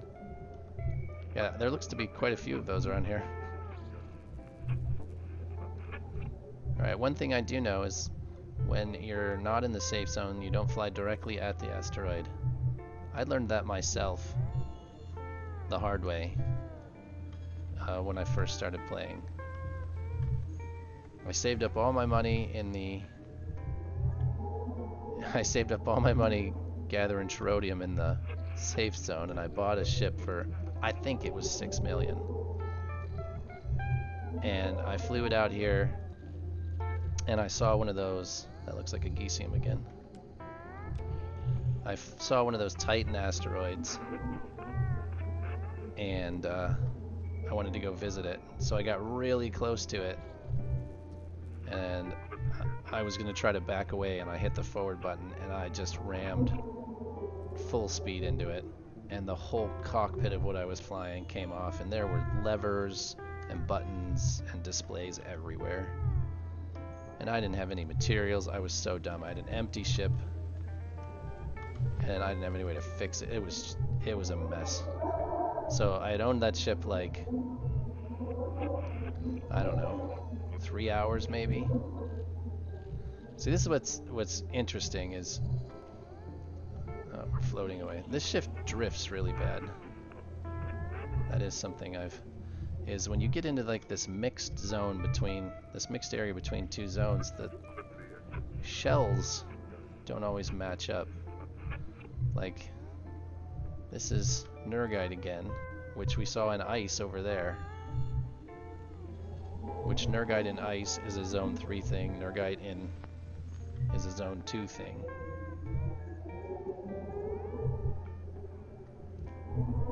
The trick is I want to see if I got all of the materials from both. So ideally I want to see if I can find Bastion and Vocarium in this area, because I did this once before where I put down a station where I thought it'd be great because I saw all the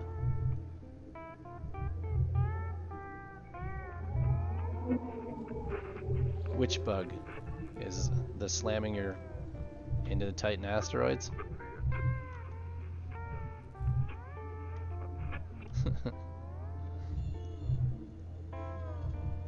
Or the overlapping zones. I mean, the overlapping zones make sense. I don't even really consider that a bug. The two zones overlap. End of story. But I was saying I put a station in a spot like this and only to realize that the last Bastion and Vocarium were 30 kilometers back.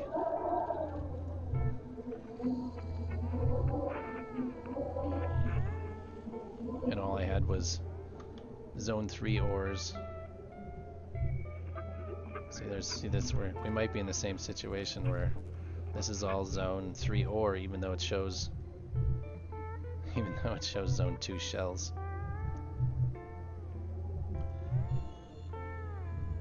Yeah, it's really low. It for sure is. I was waiting for it to run out before I messed around with it. I can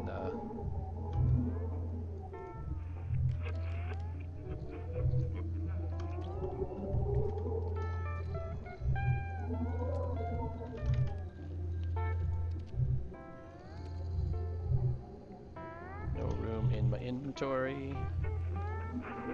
There's no cherodium out here, so I brought a bunch of cherodium out with me. What?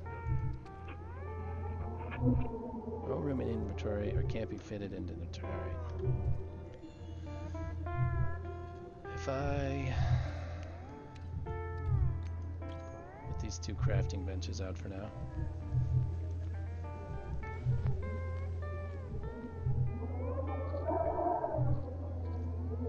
Oh, that's what I was doing wrong. This one. Yeah, see? I don't want to build a new one. I make all sorts of mistakes like that all the time. I learn from them eventually. I hate snapping in space. Nothing ever wants to snap.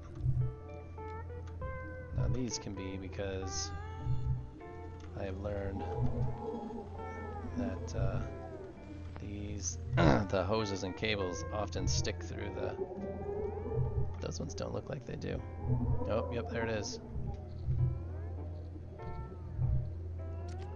Now it'll fit, and I'll have to reattach it.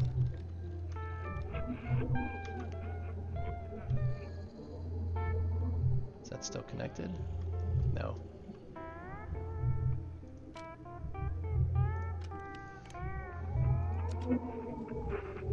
Bolt tool.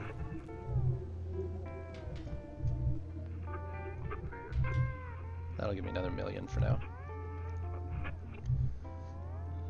Alright. So what I'm trying to find is if any of these asteroids have Bastion or Vocarium in them, so that I don't fly 1 million miles to... It'd be great if they would.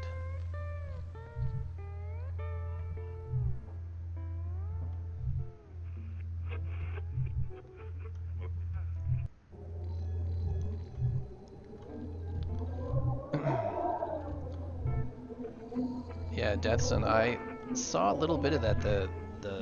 He just kind of aimed out into the middle of nowhere and started upgrading his laborer. His laborer turned out pretty crazy. Oh, don't hit. Ooh, I think that'll be okay though. That was just a love tap. Did I lose anything? Whew. See? Terrible driver. Nope. See, I think we might have the same problem because there's another Agesium rock. That's about as close as you can get to one and not break your ship. I might have to head back. Let's strafe away and down.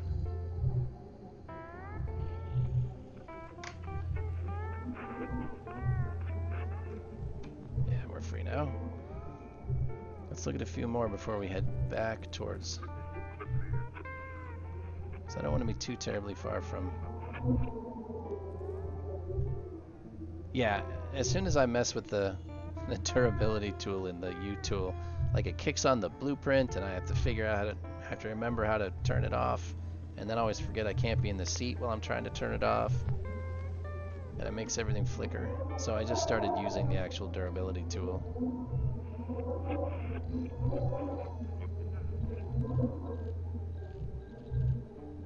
That's Exorium. Where are the stations? Origin. Where are you, Origin? There. Yeah, the M button turns it off, but you can't be in the pilot seat when you push M. Otherwise it doesn't work, and I always forget that, so I'm hammering M and it's not working. I'm really pretty slow sometimes.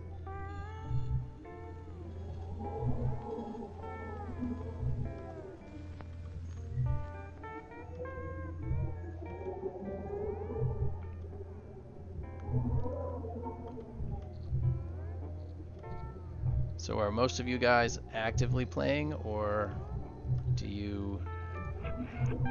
are you just waiting for something to happen? I know a lot of people sort of half play, waiting for something to happen, and they sit in the ship creator.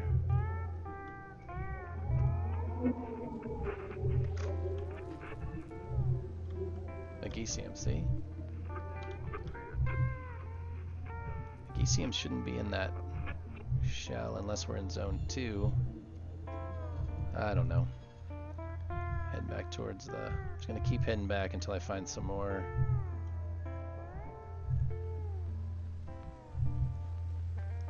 A 3-day trip.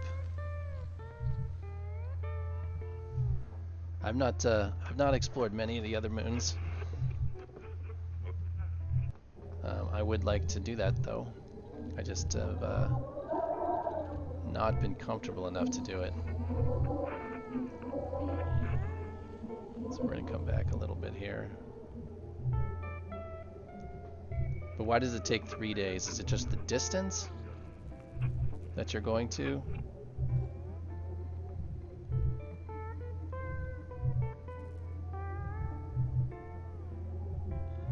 Yeah, I'll have to figure out how to get a nav chip out there.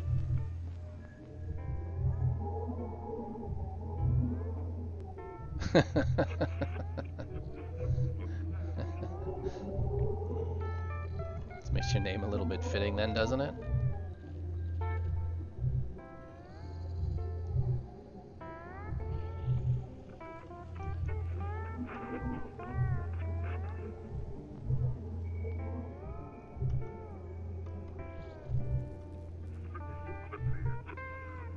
Yeah, I need a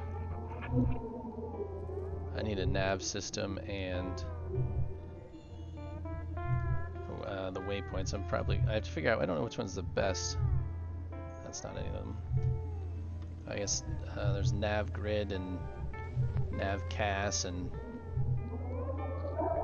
you know, ISAN 3-in-1, and I just don't know which is the best setup to use at this point. I know they're all sort of the same thing, but not at the same time. ISAN motto, I guess, for now. Yeah, it'll be... We'll work our way up through it. The idea is that by the time I'm done installing it, I actually understand what I'm doing instead of just reading.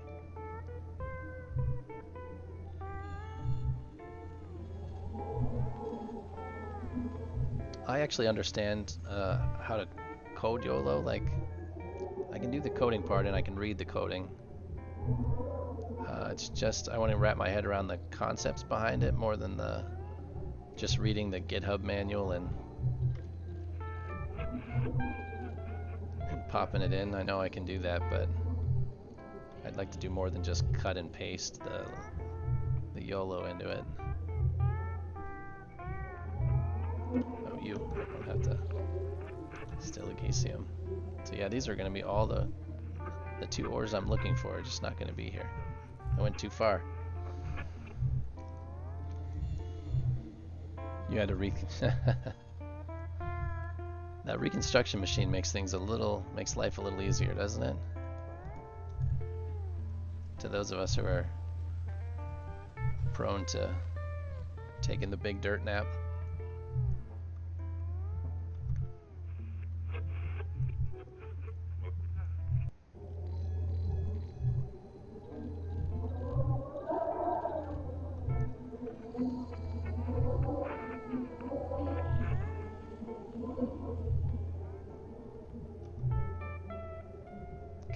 Let's turn the turtle off. We'll go back 10 kilometers. Oh. We're gonna cruise on, but only go somewhere here. Pretty easy to get by with basic YOLO. Yeah, the basic, advanced, professional YOLO, that's just... I think the advanced ones are probably all the further you need to get unless you're trying to figure out tangents and triangulation, that sort of thing, because they have cosines and invert cosines and that sort of stuff on the professionals. I don't see why you would need that unless you're doing some crazy navigation stuff. As far as just controlling devices, it's not necessary to have those.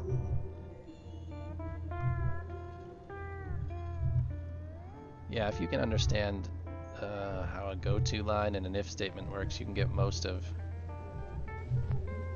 what YOLO's about. It is quite basic. The hard part is trying to figure out how to cram it all into 20 lines,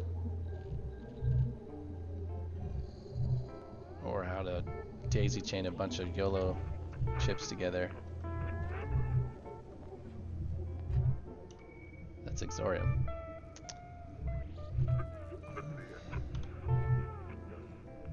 Those T10 asteroids are hard to tell how far away you are from.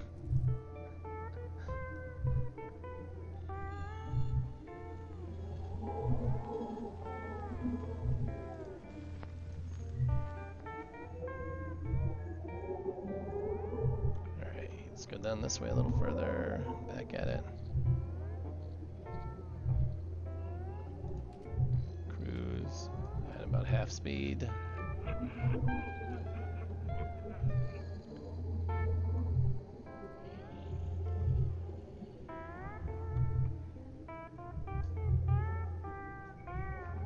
YOLO Golf.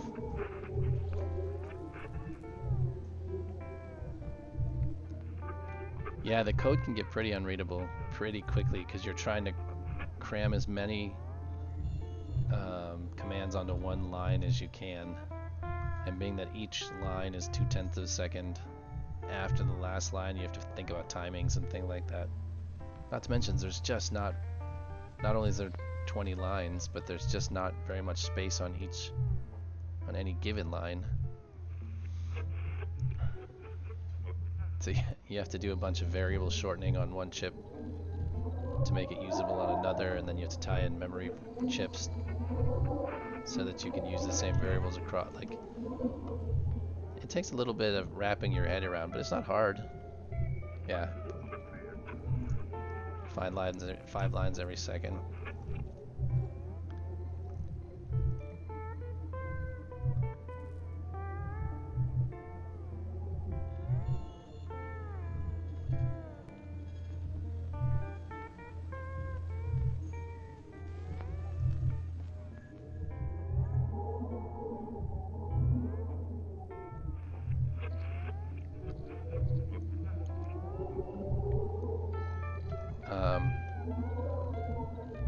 And I've seen there's some of those YOLO code guys are crazy, how they are able to daisy chain all those.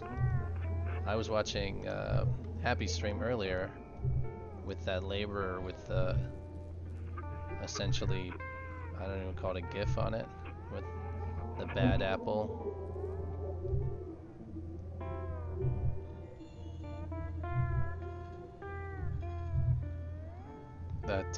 That was crazy. Just the sheer number of relays of racks.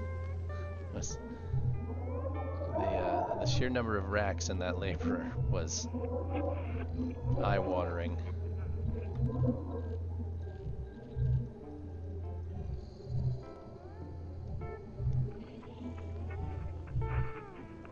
And I'm sure he wrote it. You know, in a text editor somewhere, and then had to copy it over line by line. Like, cause I can't even imagine having the patience to copy over thousands of lines of code, one line at a time.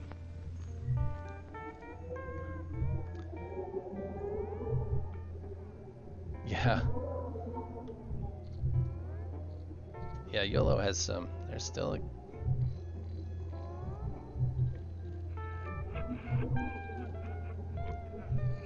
Yo wall. Wait, and it was 8,000 lines of code. So 8,000 lines of code, 20 lines at a time. And the thing is, it's not even 20 lines at a time, because you can't just, it doesn't just go down, it doesn't just skip from one chip to the next. You have to somehow tell it to jump to the right chip. Yeah, that's the part that gets me, is I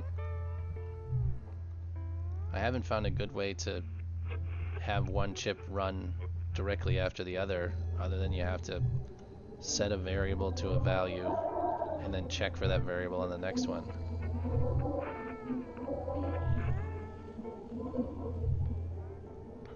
I guess that's all you can chip wait. That is not a command I've seen used yet.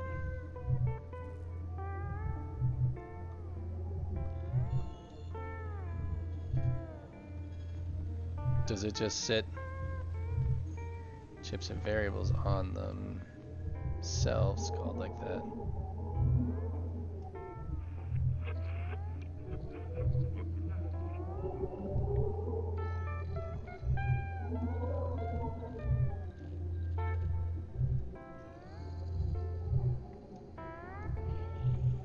Yes, I will. Just the fact that you brought it up, I will look in to see what that chip weight, how you use chip weight. Because there are times I would love to be able to split something up between two chips.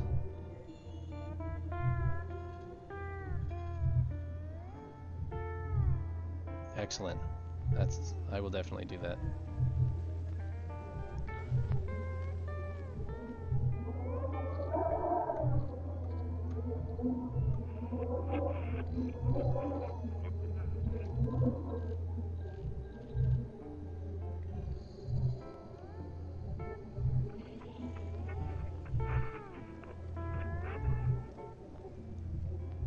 Oh, this ship is such a pig.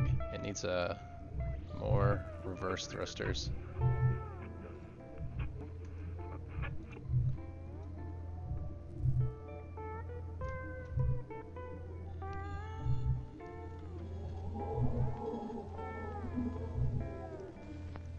That's a big one. I thought it was a small asteroid right near me, but nope, it's a giant one far away. Exorium. It's a lot of exorium, but not what I'm after.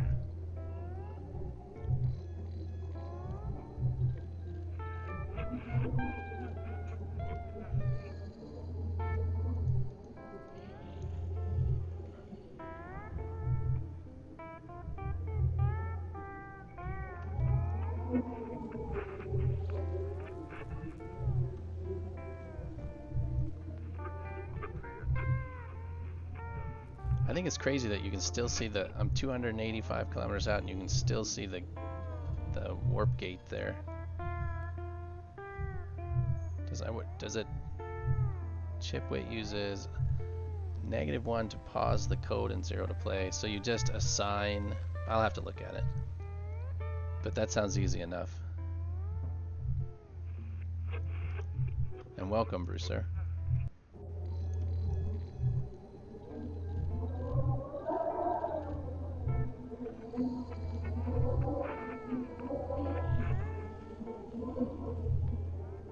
I hate these clouds. And values above 1 act as empty lines.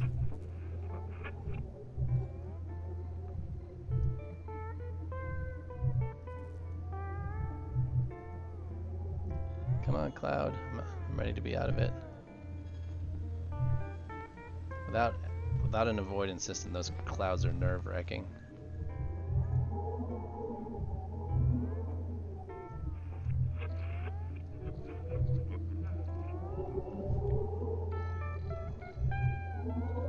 Let's see what's in this rock. Please tell me it's one of the two. I just want to be close to the Bastion and Vocarium. Since they're kind of... Nope, Nergite. Let's look at a few here.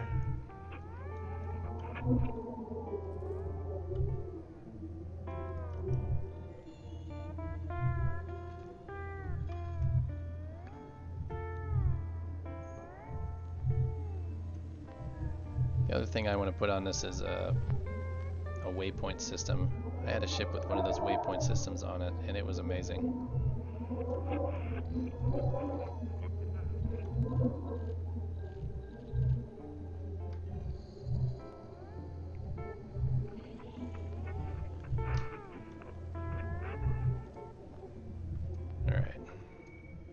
What do we got? Nergites. So Nergite's not... Oh, it is available in Zone 3. I'm looking at one of those lists. Come on. I gotta be getting close. Okay, so for example, a chip weight of 5 will make the chip weight 1 second before it executes further. Chip setting itself chip weight is how you make a clock.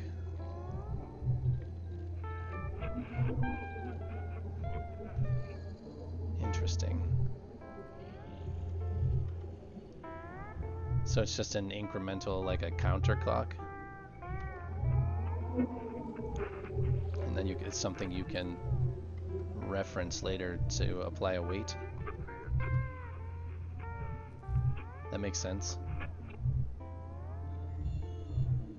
Because there's times you want to wait a specific amount of time, but you don't want to blow 17 lines on your chip just to have it wait through the line progression.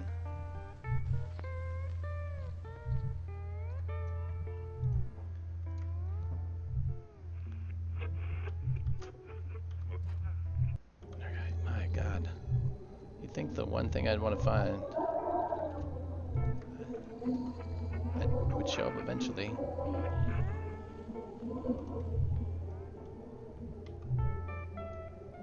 I hope the development of this game picks up so I can come back. You can come back at any point. It's just not, just don't expect it to be perfect.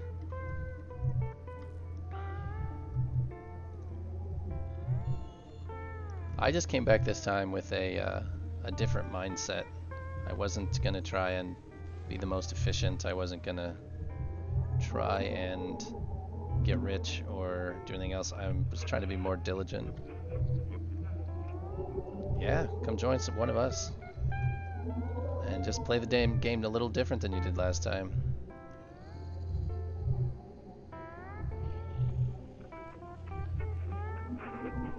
A 30. Oh, you already have 3,000 hours in it.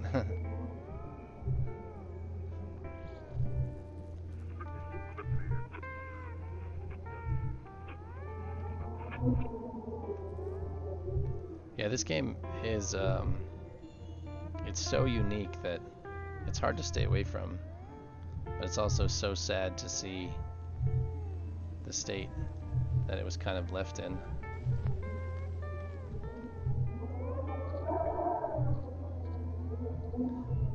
Yeah, the SSC that's a game unto itself.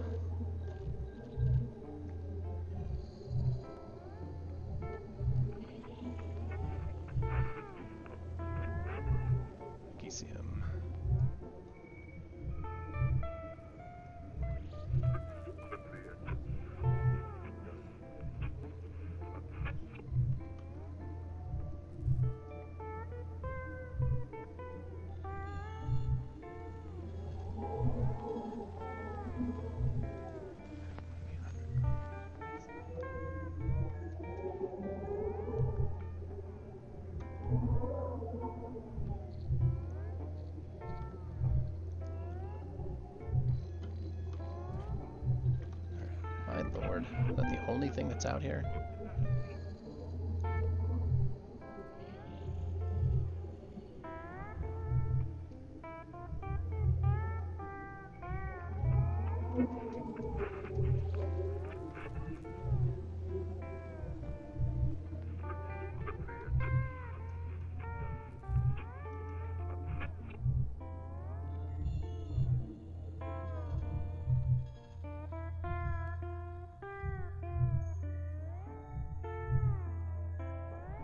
No, the only thing I'm looking for is I'm gonna drop a station foundation out here. I kind of want to be in that spot between zone 2 and 3. And I'm not straight out. I went quite a ways off to the side, so I didn't have that exact problem, because I have made that mistake before where they take all of what you're it's a good theory, but I did try and get out of I didn't go straight out of the origin.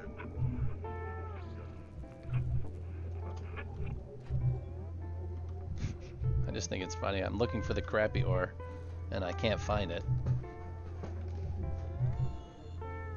The moment I do find it, I won't be able to find any of these rocks ever again.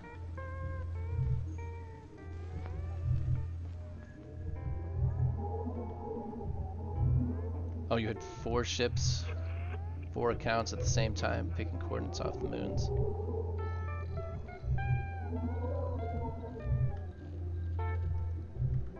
Yeah, you went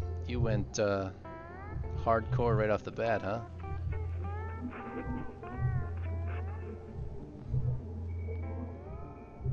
Four accounts is a little crazy.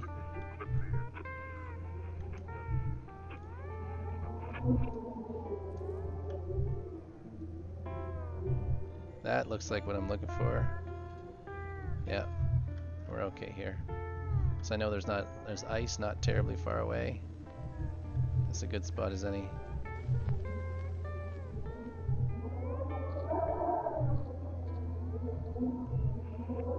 All right.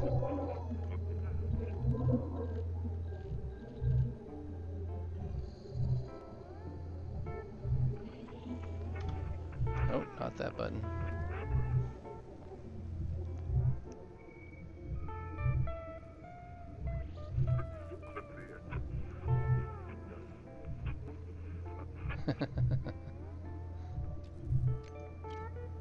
Yeah, that's when I do the shipbuilding this time, I want to spend more time on making it aesthetically pleasing,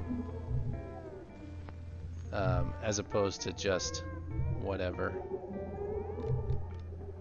Now, it doesn't matter how I orient this particular thing, does it? Not particularly. Alright, we're gonna push the button. Wish me luck. Oh, it does a little before I push the button. I guess it changes. There's like one block longer on one side, right? Because this is not centered, right? It's off center one direction. No? I was thinking this thing was off center one direction or another because it had to do with where the button was. That the center is actually one of these corners, not the center of this thing. So what does it matter?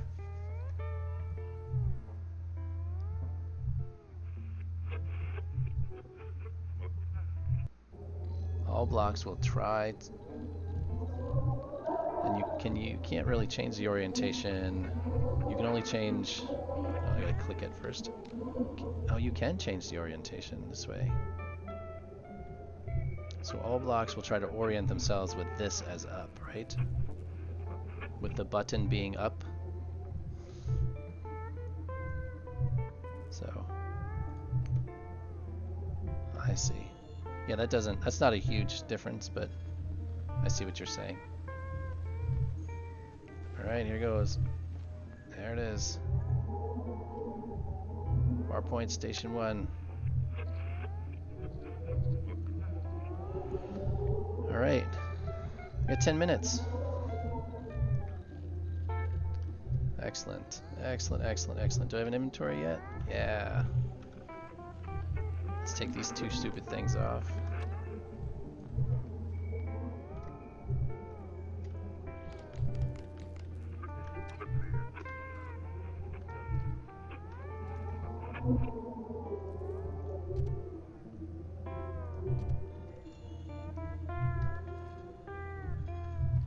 There's no transfer all to.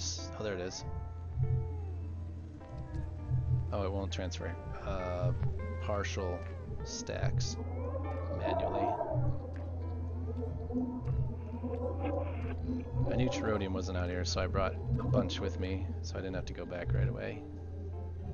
Double click.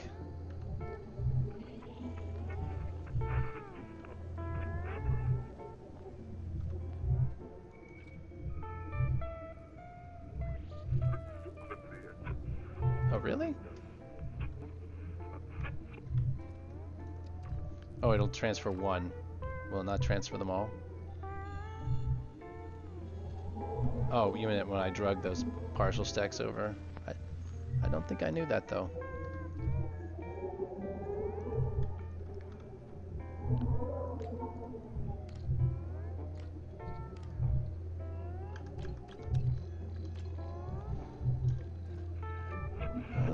see. I got 10 more minutes and then I'll call it a night. Yeah, it's useful for partial stacks. This one. Do those 4. And then stick those back in the racks.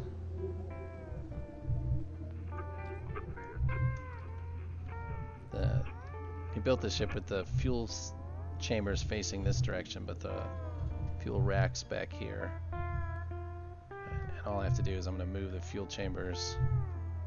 When I upgrade everything to tier 2, I will rotate this so that these are easier to get in.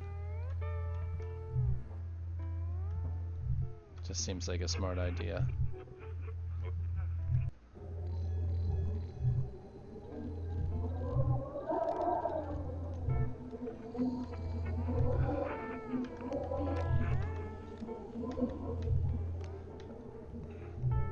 I never understand when it's going to let me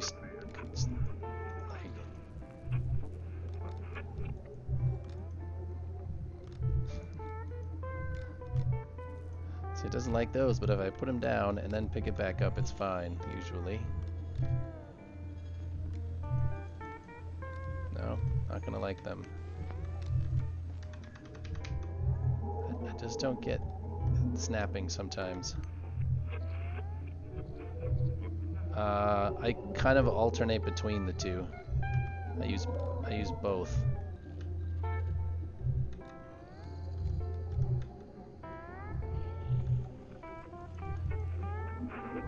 When I'm frustrated, I just spam them both repeatedly. See, I didn't do anything different that time, and it worked fine.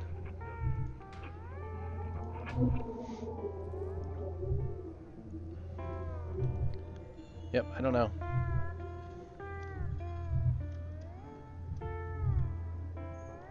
So this is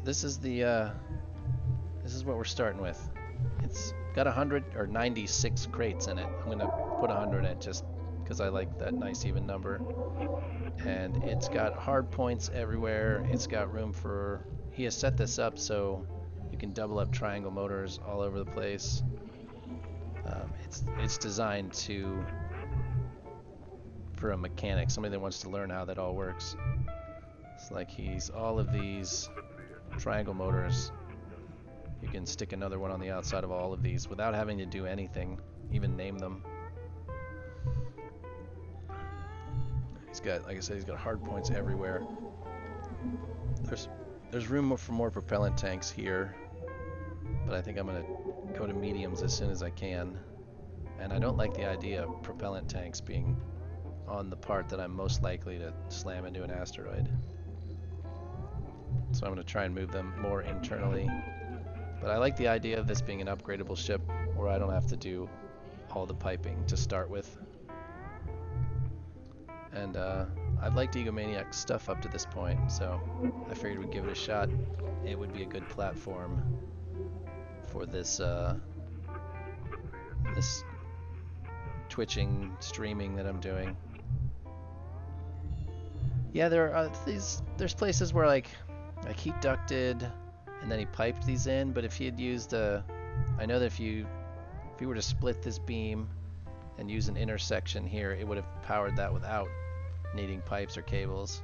So there are places where I can make some improvements. Like you don't need to duct these if you use an intersection there.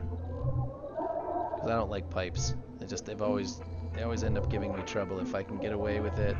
Like, yeah, all of these could have been the same way. Because you can, if you have it like set up like this and you have an intersection, one of those blue intersections like that, touching the back of these, it works without the pipes. But yeah, I'm looking forward to this. I'd love suggestions. I don't want to leave it this shape. I don't. I want to, obviously the frame is gonna stay this shape, but I would like to expound on it and make it a bit more appealing than this just rectangle that it is.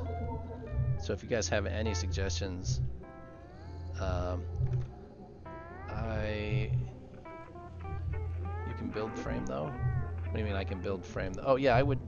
What I'm saying is I'm not going to chop this apart. I'm just going to build on top of it. I will take some of it. Like I think it's overbuilt in places,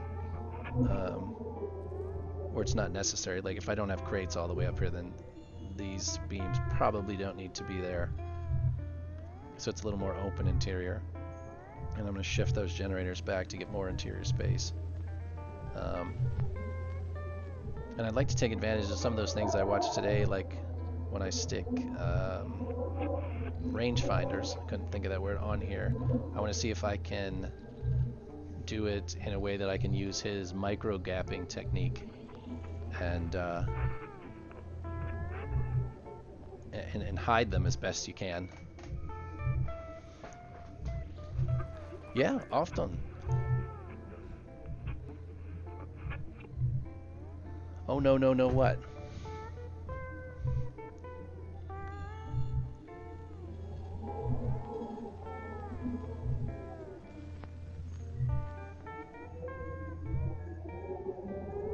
Oh, is it? Oh, because well, you can turn off the snapping here.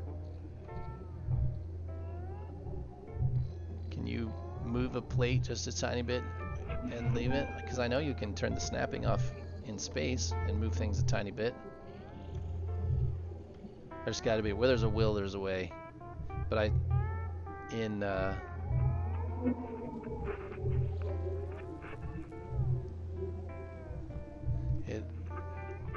it makes the parts go into parts when they push each other out. So the microgapping has to do with overlapping the parts as opposed to separating them.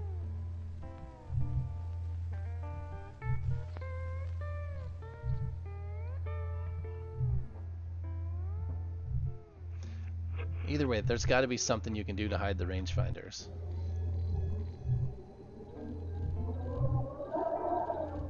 We got 1 more minute. And then the safe zone will be up, and that's really all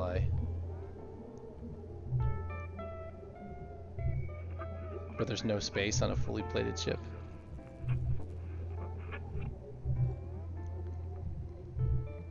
Huh.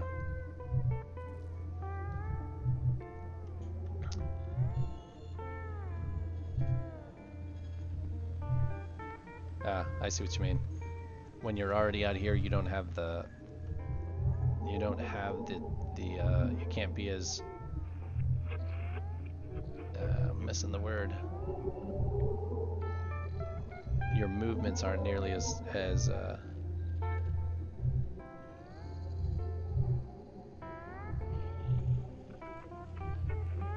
yeah, it's a different level of precision. There you go. I was thinking you couldn't get the micro movements out here. There it is.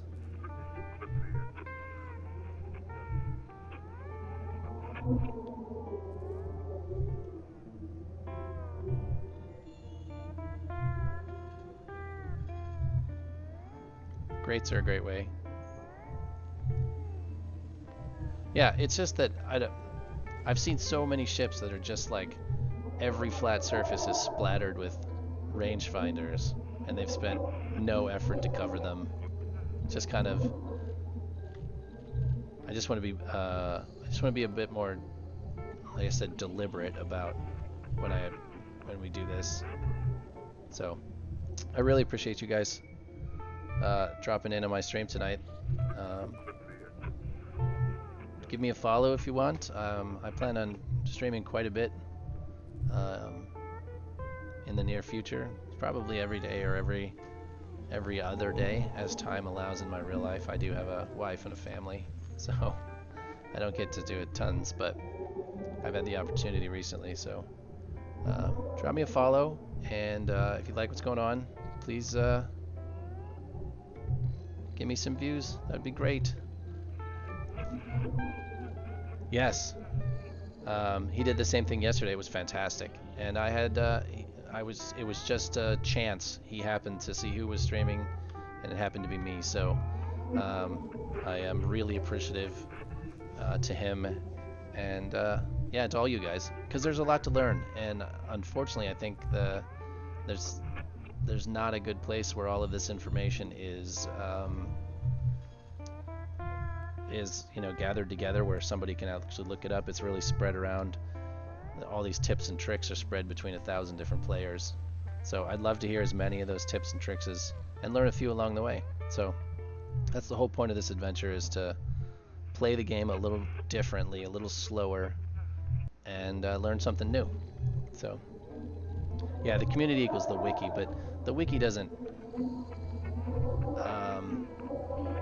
you're not going to read the entirety of the wiki.